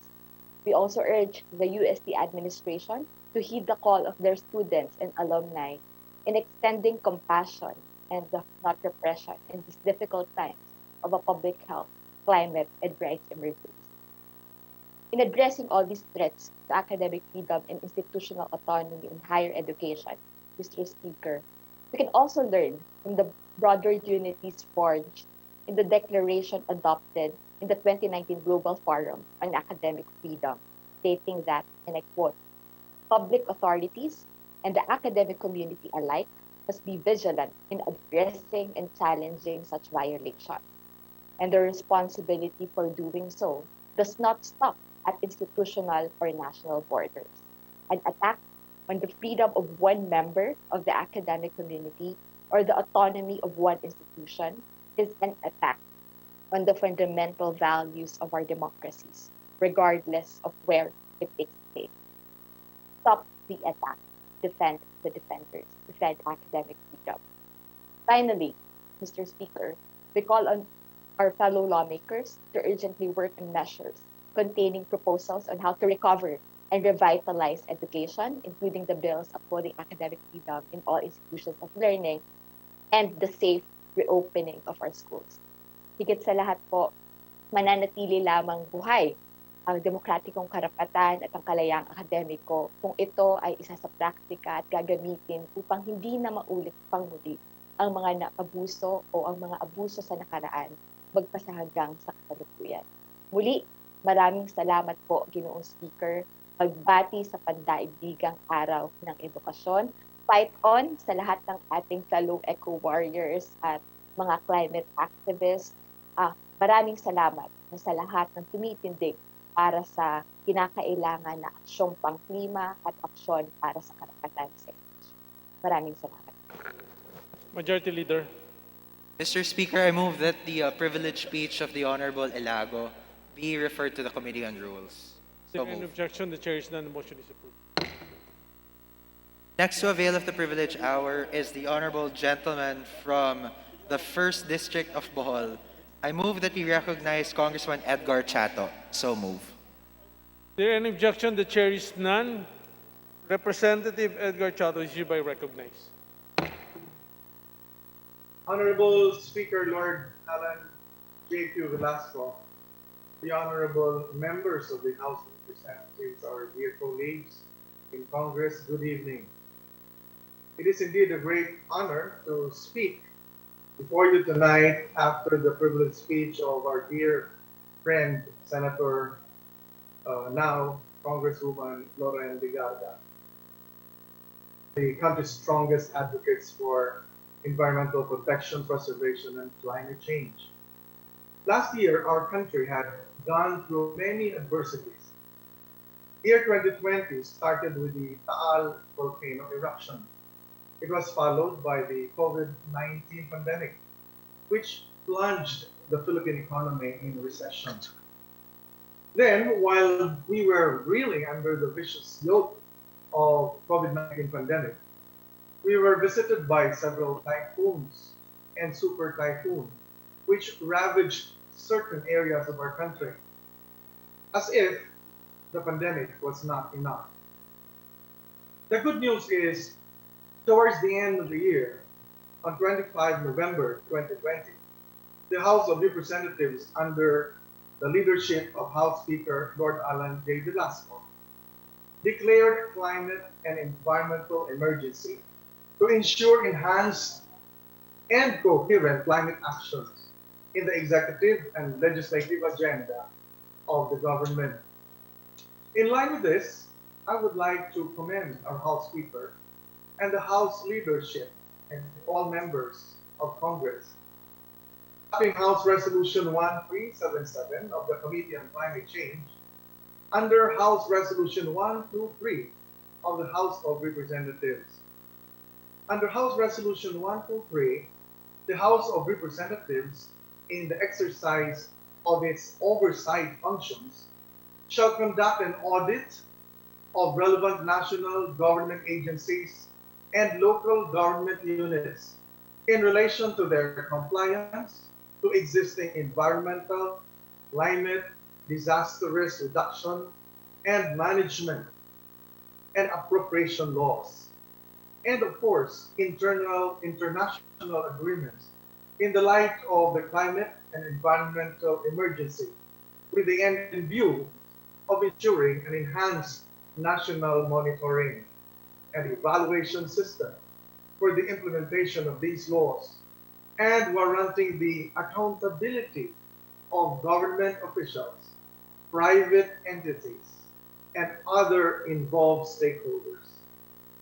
One of the existing environmental laws is Republic Act 9003 for the Ecological Solid Waste Management Act of 2000, principally authored by then Senator, now Deputy Speaker Lauren Ligarda. Pursuant to this law, every month of January was declared Zero Waste Month under Presidential Proclamation 760. This government advocacy aims to promote the management of waste products to reduce or eliminate the volume of waste. This proclamation is an important reminder for everyone of the need to be mindful of the waste that we create. Under this proclamation, all heads of departments, agencies, and instrumentalities of the national government, including government-owned and controlled corporations, local government units, and other sectors, are encouraged to extend their support and participate in the programs and activities to be held for this purpose. In view of this humble representation would like to enjoin the to celebrate Zero Waste Month for at least the remaining week of this month by being mindful of the waste that we generate here in the hallowed halls of Congress. Thank you. We can apply this advocacy as well, not only here in Congress, but also and more importantly in our own districts. We call all to practice the principle of 5 Rs promoted by the Department of Environment and Natural Resources: refuse, reduce, reuse, rot, and recycle. We can avoid waste generation by refusing non-reusable and non-recyclable, such as single-use plastic carrier bags, by bringing our own reusable bags to market. We can reduce waste by conserving water, electricity, and other resources. We can choose to buy items that are reusable and repairable. We can turn our organic wastes to composts to enrich the soil for plantitos and plantitas. We can recycle items that are meant for disposal by sending them to recycling facilities or just repurpose them. As of January 2021, 20 years after the enactment of our Ecological Solid Waste Management Act, the Department of Environment and Natural Resources reported that there are still 261 open dump sites in the country, far outnumbering the 189 sanitary landfills in operation. This affects not only the cleanliness of our environment, but speeds up climate change as well. According to the United States Environmental Protection Agency, landfill gas, a natural byproduct of the decomposition of organic materials in landfills, is composed of roughly 50% methane, 50% carbon dioxide, and a small amount of non-methane organic compounds. However, methane as a greenhouse gas is 28 to 36 times more effective than carbon dioxide at trapping heat in the atmosphere over a 100-year period, as stated in the Intergovernmental Panel on Climate Change Assessment Report. Therefore, the more methane gas produced in dump sites, landfills, the more greenhouse gases that are more potent to get released in the atmosphere. These greenhouse gases is the primary cause of global warming, and hence climate change. The Ecological Solid Waste Management Act of 2000 may have been around for 2 decades already, yet we're confronted with the seemingly insurmountable problem of managing our solid wastes. Our climate crisis, too, continues to worsen. This humble representation hopes that following the House of Representatives' declaration of climate and environmental emergency, we will be able to cascade down environmental laws like RA 9003 from the national government to the local government units and be able to better manage our municipal solid waste starting from the grassroots. Then, perhaps, very soon, we can truly celebrate Zero Waste Month every month of January. Mr. Speaker, for the remainder of this month, in celebration of Zero Waste Month, I hope everyone will be reminded of the need to be mindful of the waste that we create. Thank you very much, Mr. Speaker. Majority Leader. I move that the privileged speech of the Honorable Edgar Chato be referred to the Committee on Rules. There an objection? The chair is none. The motion is approved. Majority Leader. Next to avail of the privilege hour of 30 minutes is the Honorable Caloy Zarate from... No?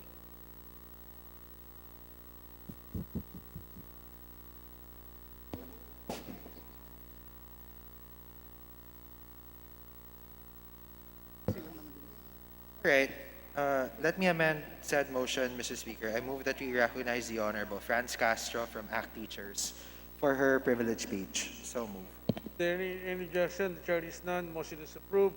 Representative Franz Castro, ACT Teachers Party List is hereby recognized. Maraming salamat, Ginoong Speaker. Magandang araw po sa inyo po at sa kapwa ko kinatawan. Nais ko lang pong iparating ang kalagayan ng milyon-milyong ordinaryong mamamayan ngayon dahil sa patuloy na pagtaas ng presyo ng bilihin at basic commodities sa kabila ng pandemya at socio-ekonomikong krisis na kinakaharap ng ating bansa. Maririnig po natin kabi-kabila yung hinaing ng ating mga mamamayan kaugnay noong patuloy na pagsirit ng pagtaas ng presyo. Mamamayang Pilipino na naman ang talo sa patuloy na pagsipa ng mga presyo ng mga bilihin at mga basic commodities. Marami nang nawala ng trabaho dulot ng pandemya. Kung mayroon namang trabaho, napakababa naman ang sahod. Salat sa ayudang dapat magmula sa gobyerno. Hindi pa tayo nakakabangon dahil sa COVID-19 pandemic at sunod-sunod na kalamidad na dumaan sa bansa. May panibagong bangungot na naman tayong susuungin. Andyan pa rin ang banta ng COVID-19 at ang UK variant COVID at itong mataas na bilihin. Matinding kahirapan ang nararanasan ngayon ng mga mamamayan. Kung hindi man silang mamatay sa COVID o kawalan ng tulong medikal, maaari naman silang mamatay sa malnutrisyon dahil walang sapat na pagkain. Noong nakalipas na Disyembre 2020, umalo na sa 3.5% ang inflation rate. Ito na ang pinakamataas sa nakalipas na 21 buwan.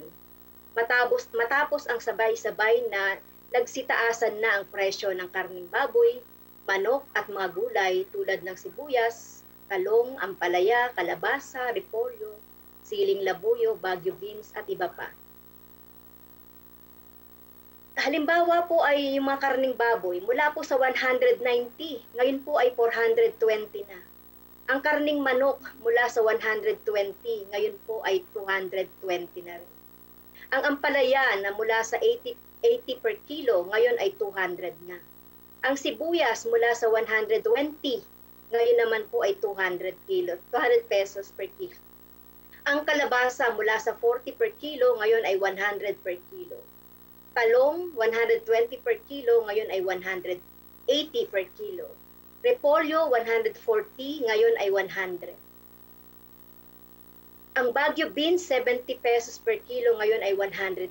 Ito po yung mga natala ng representasyong ito sa kanyang pamamalengke sa mga nakaraang linggo.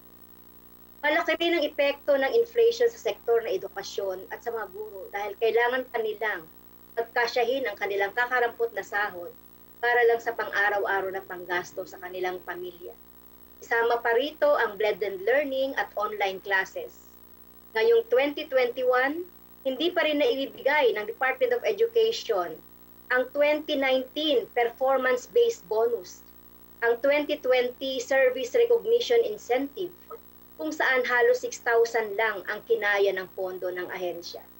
Idagdag pa ang kulang at pahirapang pagbibigay ng communication expense reimbursement at 1,000 annually or 83 per month lamang ang inilaan na budget para sa internet allowance.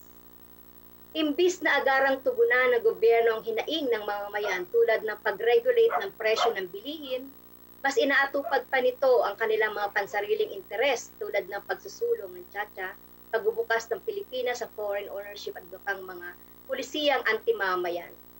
Kaya po ang kinatawang ito, Ginoong Speaker, kasama ng mamamayan ay patuloy ang panawagan na dapat gumawa na ng agarang aksyon ang gobyerno, kasama na dito ang Department of Trade and Industry, ang Department of Agriculture, upang kontrolin ang presyo ng mga bilihin at basic commodities. Makaramdam naman sana ang administrong ito ng ordinaryong mamamayan palagi na pumapasa ng kabagalan, kapalpakan at kapabayaan.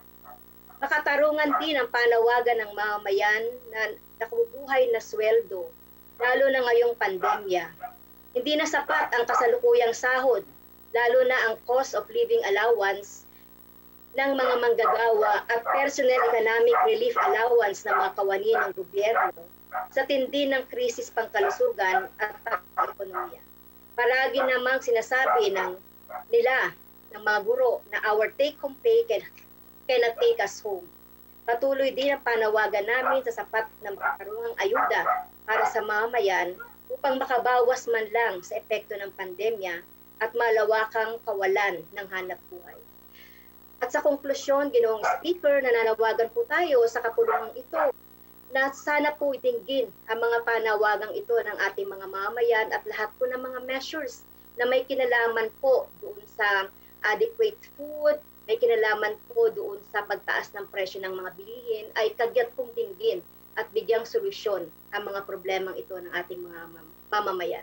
Maraming salamat po, Ginoong Speaker. Magandang gabi sa ating lahat. Majority Leader.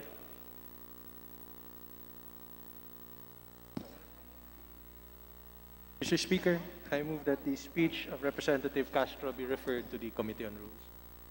Is there any objection? The chair is none. The motion is approved. Majority Leader. Mr. Speaker, with leave of the House, I move that we, considering that there are only about 2 minutes left, the period that we requested for earlier, I move that we extend the privilege hour for another 30 minutes. Is there any objection? The chair is none. The motion is approved. Majority Leader. Mr. Speaker, the next member who wishes to avail of the privilege hour is Representative Euphemia Kafemia Kulyamat of Party List Bayan Muna. I move that she be recognized. Is there any objection? The chair is none. The motion is approved. Representative Euphemia Kafemia Kulyamat, Party List Bayan Muna, she be recognized. Maraming salamat, Ginoong Speaker, mga sa Majority Leader, mga kapwa ko kinatawan, no, na nasa Jom at sa plenaryo, magandang gabi sa ating lahat. Ako ngayon magsasalita patungkol sa kalagayan ng ating mga magsasaka at manggagawang bukid sa Sindayulo na nangyari noong January 20. Ginoong Speaker, saan tutungo ang mga magsasaka at manggagawang bukid kung maging ang panalo sa korte ay hindi katiyakan ng kanilang tagumpay sa paglaban nila para sa lupa, trabaho, karapatan at katarungan? Ginoong Speaker, kamakailan lang lamang sinugod at tinali ng mga upahang gwardya at bayarang matun sa Sindayulo sa Kanlubang, Laguna ang mga ilang tao upang ipamala sa kanila ang aktwal na pagsunog sa kanilang mga tahanan. Ang mga biktimang ito ay mga aktibong nasa harapan ng paglaban ng mga magsasaka at manggagawang bukid ng nasabing asilda para sa lupa, trabaho, karapatan at katarungan. 4 na bahay ang sadyang tinupok ng apoy, napakapanglulumo at nakakagalit pagmasdan ang mga kuhang video na nagpapakita sa dahan-dahang tumutupok ng apoy ang mga tahanang ito.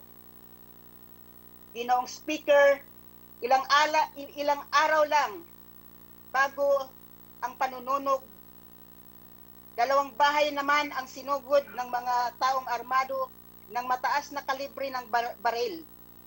Winasak ang buong bahay, hindi nakaligtas maging ang mga kubitan sa ginagawang pangwawasak. Ginoong Speaker, hindi na bago ang mga karahasang ito sa Sindayulo. Mula sa pananakot, aktwal na pisikal na pandarahas, hanggang sa malagim na pamamaslang sa mga lider ng mga magsasakang bukid at magsasaka ay ginawang laban sa kanila upang pahinain ang kanilang salamasamang paglaban para sa lupa, trabaho, karapatan at katarungan. Sa mahabang panahon ng paglaban at sa harap ng tumitinding atake sa kanilang hanay, ang mga manggagawang bukid at magsasakang ito, pati ang kanilang mga taga-suporta, ay hindi nagpatinag upang patuloy na igiit ang kanilang mga makatarungang ipinaglalaban. Ang pag-igting ng paglaban para sa lupa ay iba yung pag-igting din ng panunupil at pandarahas laban sa kanilang hanay. Mula sa kabukiran, mga lansangan at hanggang sa bulwagan ng mga korte, mariing itinutulak at magiting na iginiit ng mga magsasakang manggagawang bukid at magsasaka ng Sindayulo ang kanilang karapatan sa lupaing inugatan na ng kanilang mahabang panahon at ilang henerasyon ng pakikibaka. Nakatatak na sa lupaing ito ang pawis at dugo ng paglaban para sa lupa. Nakaugat na dito ang tradisyonal na pakikibaka ng karaniwang mamamayan at katumbas ng panunupil ng Estado at mga mangangamkam ng lupa. Ginoong Speaker, pinakahuling tagumpay na nakamit nila dahil sa kanilang sama-samang pagkilos, iginawad ng Korte Suprema pabor sa mga manggagawang bukid at magsasaka ng hasindayulo o mga tinanti ayon sa legal na taguri ang karampatang kabayaran dahil sa ginawang pagpapalit gamit sa lupa. Tinatawag na disturbance fee ang nakamit na tagumpay na ito sa legal na paglaban ay bilang kabayaran ng mga tinanti na tuluyan nang mawala ng karapatan sa lupaing ipinaglalaban nila ng kanilang pawis at dugo. Pira lamang, hindi lupa ang kapalit ng kanilang makasaysayang paglaban. Subalit nagresulta man ito sa konsolidasyon ng pagmamayari ng lupain ng asinda sa mga Panginoong may lupa, mga mangangamkam sa lupa at mga sinabing developer, matatawag na tagumpay pa rin ito sa panig ng mga manggagawang bukid at magsasaka ng asinda. Sapagkat bukod sa kanilang pinakamataas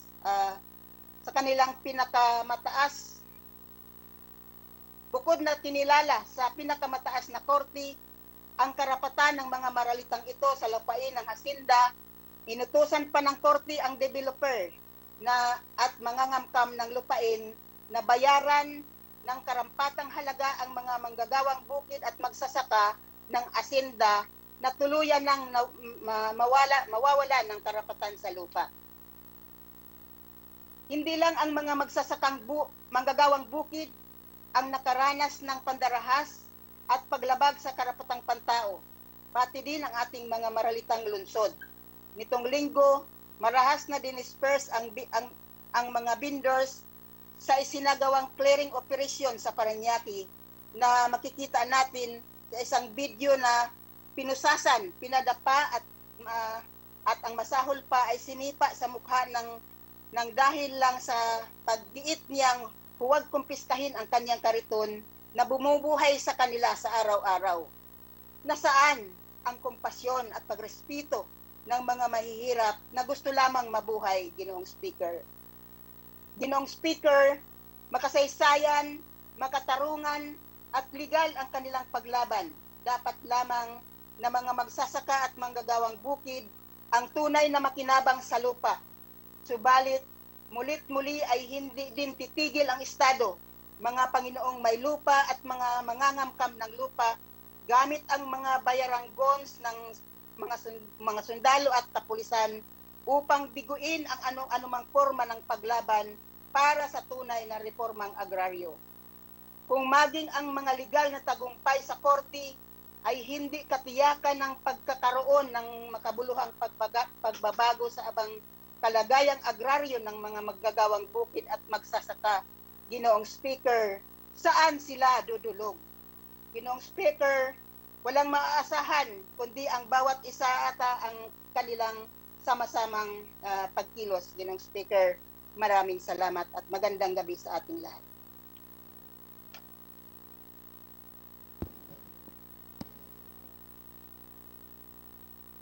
Majority Leader.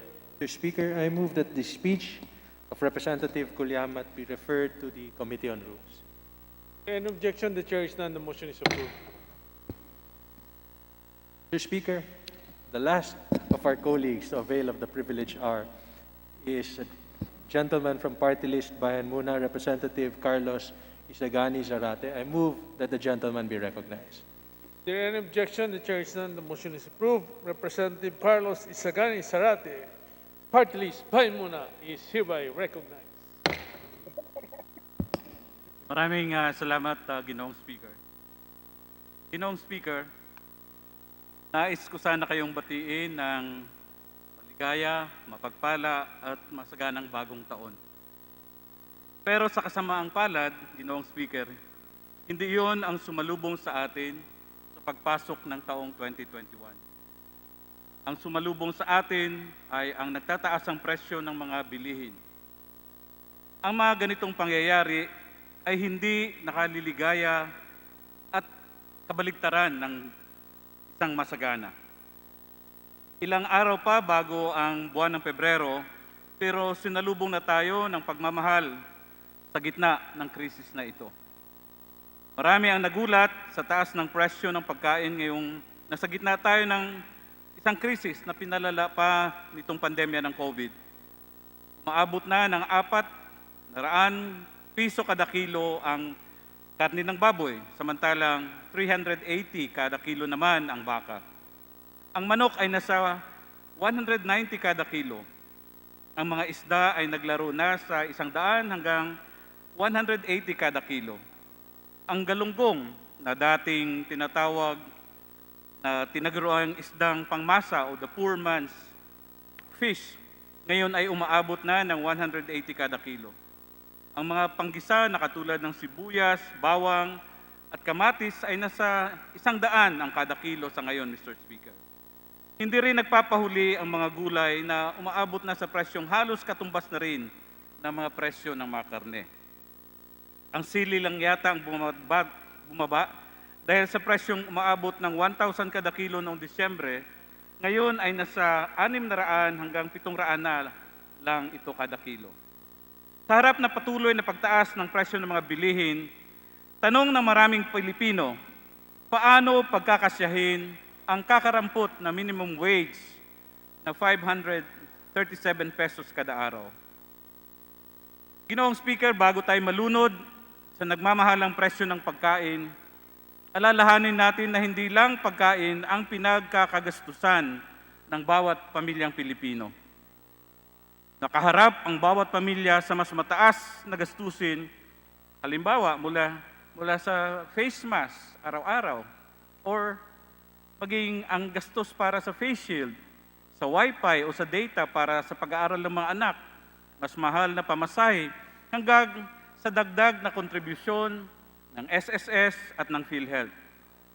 Kung ang mga malalaking kumpanya ay nagrereklamo at nananabawasan ang kanilang kita ngayong panahon ng pandemya, paano pa kaya, Ginoong Speaker, ang isang ordinaryong manggagawang pinagkaitan na sa napakahabang panahon at hanggang ngayon na nabubuhay lamang sa kakarampot na sahod? Paano pa kaya ang isang ordinaryong manggagawa na halos 3 bahagi ng kanyang sahod ay katumbas lamang ng 1 kilo ng baboy? Noong September taong 2019, nabalita ang unang kaso, Mr. Speaker, ng African swine fever sa ating bansa.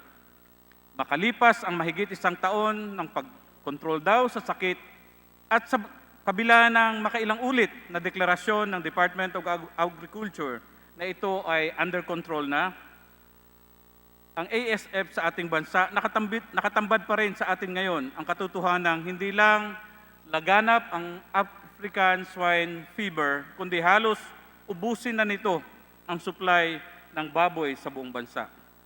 Marami na ang naluluging magbababoy. Pero sa kabila ng pagkalugi ng industriyang ito, dahil sa kapabayaan na rin ng Estado, pinaplano pa ng pamahalaan na mag-angkat ng baboy mula sa ibang bansa. Lagit-lagi, pinipili ang pinakamadaling solusyon ang mag-import na lamang ng pangangailangan ng bansa sa halip na tulungan ang naghihikahos ng mga industriya ng ating bansa.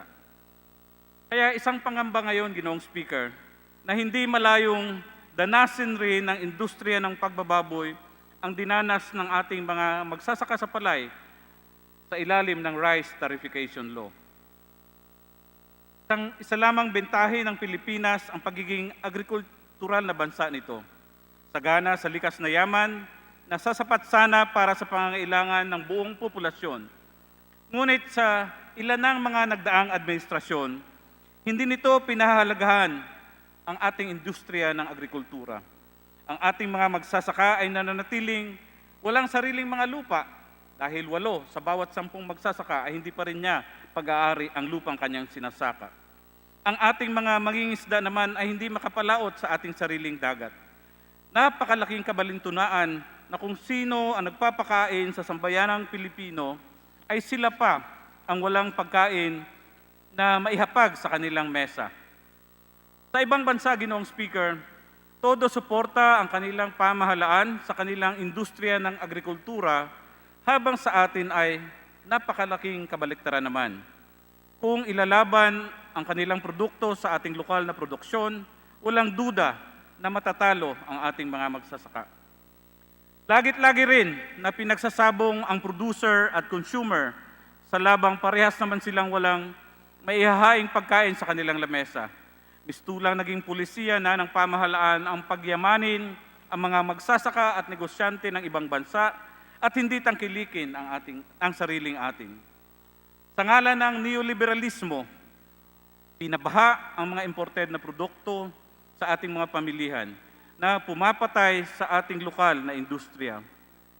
Kaya, Ginoong Speaker, walang Pilipinong matuwa na hinigitan pa ng Pilipinas ang China sa pag-import ng bigas noong 2019. Isipin na lang natin, Ginoong Speaker, ang mga Chino ay 1.4 billion ang kanilang populasyon at tayo ay higit 100 million mga Pilipino lamang. Pero hinigitan natin ang importasyon ng bigas noong 2019. Bago pa man nagkaroon ng pandemya ng COVID, ay sadlak na sa hirap ang ating mga consumer. Hindi natin pwedeng sabihin, Ginoong Speaker, na ang pandemya ng COVID-19 ang naging dahilan kung bakit naghihirap ang ating mga sambayanan. Wala pa man ang krisis na ito na dala ng COVID-19, bumabagsak na ang ating gross domestic product growth rate. Wala pang COVID-19, hindi na sapat ang buwan ng sahod habang ang presyo ng mga bilihin ay patuloy na tumataas. Ang totoo, Ginoong Speaker, parang naging new normal na ang mataas na presyo ng mga bilihin mula noong pinatupad ng pamahalaang ito, ang train law, na siyang nagpataw ng napakaraming buwis sa mga produkto at bilihin, lalong-lalo na ang buwis sa petrolyo at iba pa. Nagmahal ang bigas, karne, gulay, kahit na ang 3-in-1 na kape, soft drinks, gasolina, pamasahe at marami pang iba, Ginoong Speaker. Gutom at kahirapan na ang kalaban ng ating mamamayan, wala pa man ang pandemya ng COVID. Paano pa kaya ngayong 10 buwan nang nag-lockdown ang Pilipinas, ang pinakamahabang lockdown sa kasalukuyan sa buong mundo? Kaya, Ginoong Speaker, kapos at hindi sapat, at sa katunayan, maling-mali na sa ganitong mga mahihirap na pagkakataon ay price control or price freeze na lamang ang tanging magagawa ng pamahalaan. Minulat na tayo ng pandemya ng COVID-19 na hindi mali ang protektahan at paunlarin ang sariling atin. Sa katunayan, Ginoong Speaker, dapat palakasin ang lokal na mga industriya ng Pilipinas imbis na patayin ito sa pamamagitan ng pagsandig sa dayuhang kapital. Matagal nang ipinanawagan ng kapwa producer at consumer na paunlarin ang industriya ng ating agrikultura. Ito ang isang tamang solusyon sa paghihirap ng ating mga mamamayan. Ito ang panlaban sa mataas na presyo ng pagkain at paraan para malagyan ng pagkain ang mesa ng bawat pamilyang Pilipino. Kapag maraming pagkain sa hapagkainan ng pamilyang Pilipino, yun ang maligaya at masaganang pagsalubong sa anumang bagong taon, Ginoong Speaker. Kaya bilang panghuli, Ginoong Speaker, kung kayang isulong natin ang tunay na reformang agraryo, paglaanan natin ng pondo at suportahan ang ating mga magsasaka at iba pang sektor sa agrikultura. Ipatupad natin ang tunay na pagpapaunlad sa industriya ng agrikultura sa ating bansa. Maraming salamat, Ginoong Speaker, at magandang gabi sa ating lahat. Majority Leader. Mr. Speaker, I move that we refer the privileged speech of the Honorable Zarate to the Committee on Rules. Is there any objection? The chair is none. The motion is approved. Mr. Speaker, I move that we terminate the privileged hour. Is there any objection? The chair is none. The motion is approved. Majority Leader.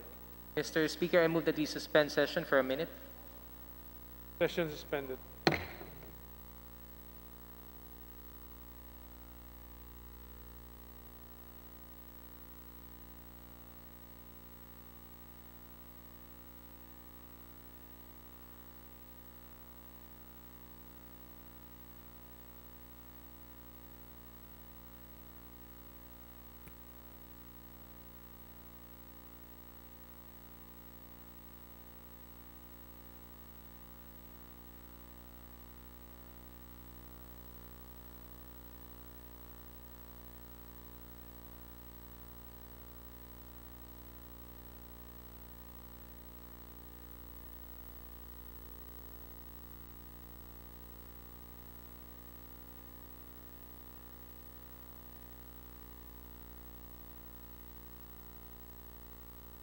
Babasahin ko.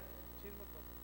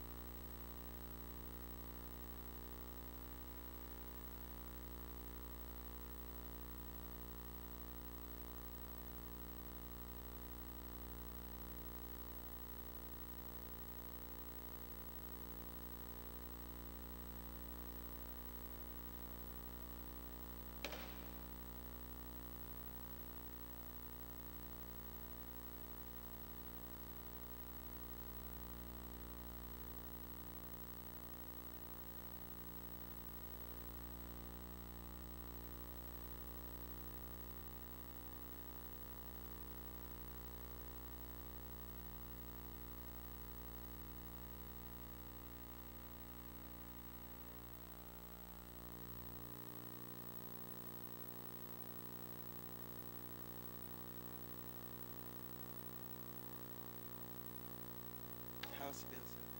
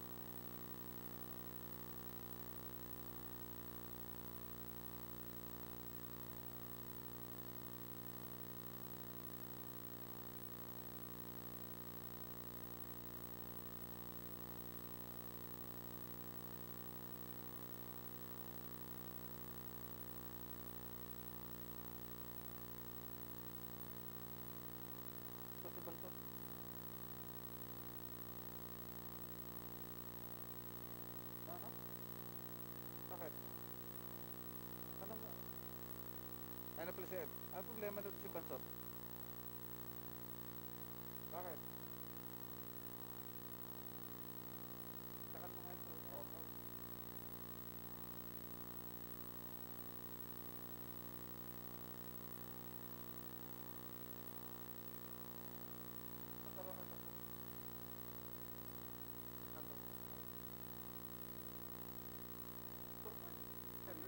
Baka mga first na.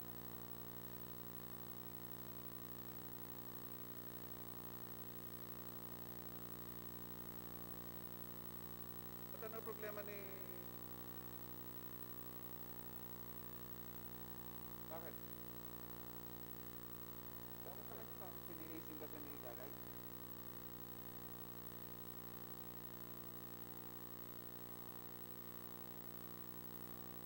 Bakit? Oo nga, na-aging yata to eh.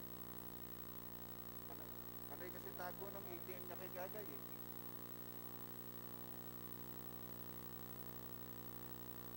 Ayan. See? Bakit?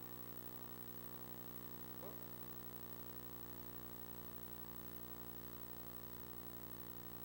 Tingnan mo. Bakit? Tanga.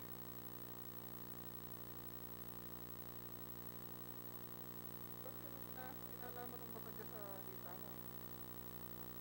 Oh? Sabi kasi sa inyo pare, saka yung kaluro ko yung mga asawa ninyo. Karma tawag yan.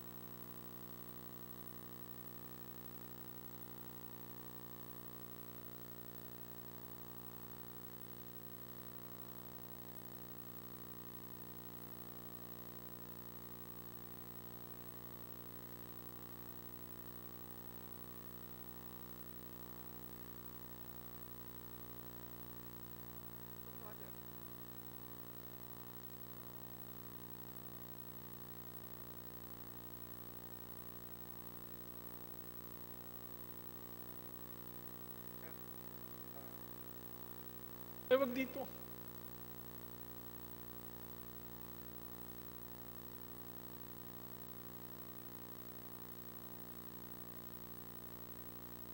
Yan na. Team na ba tayo?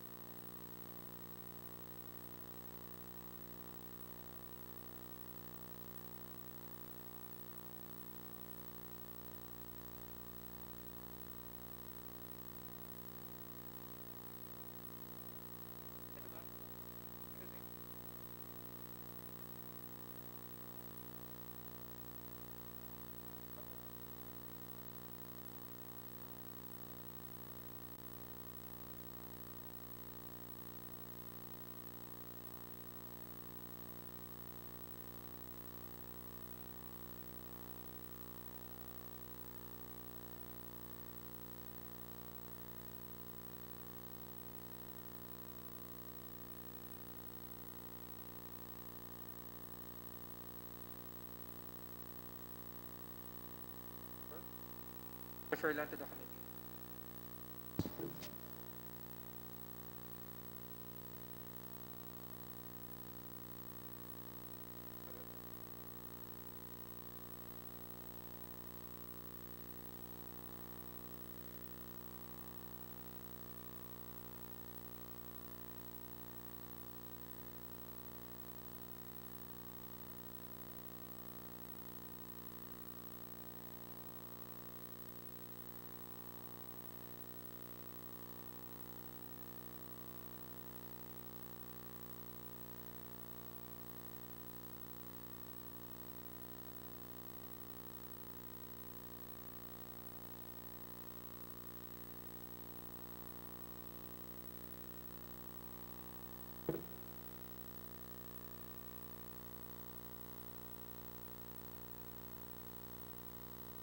Wala ba? Lang muna ako.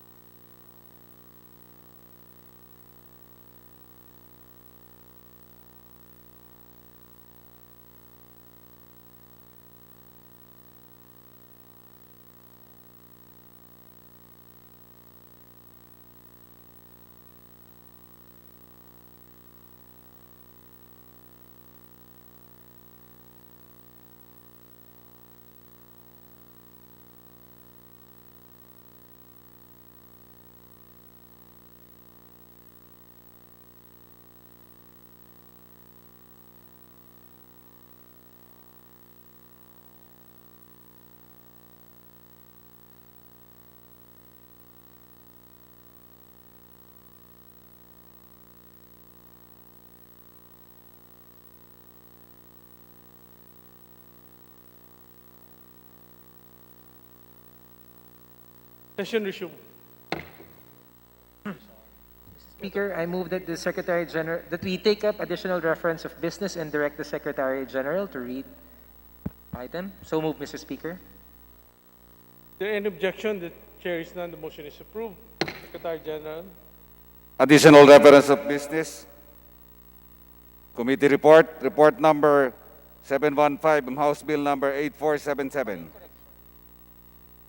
To the Committee on Rules. Thank you. Read this. I was informed by the Secretariat that after a review and validation of all the votes cast on the House bills that the body approved in the third and final reading last week, there are corrections in the results of the nominal voting on two bills. Let the record reflect the following corrected results. For House Bill number 7700, approved on third reading on January 18, 2021, affirmative votes remains at 214, negative votes remain at 0, abstention 6 instead of 0. For House Bill number 8207, approved on third reading on January 19, 2021, affirmative votes remains at 2013, negative votes 2 instead of 1, abstention remains at 0. The Secretary General is so directed. Majority Leader. Mr. Speaker, I move that we suspend session until 26th of January 2021, Tuesday, 3 o'clock in the afternoon. So moved, Mr. Speaker. Is there any objection? The chair is none. The motion is approved. Session suspended till January 26 at 3 o'clock. Next thing.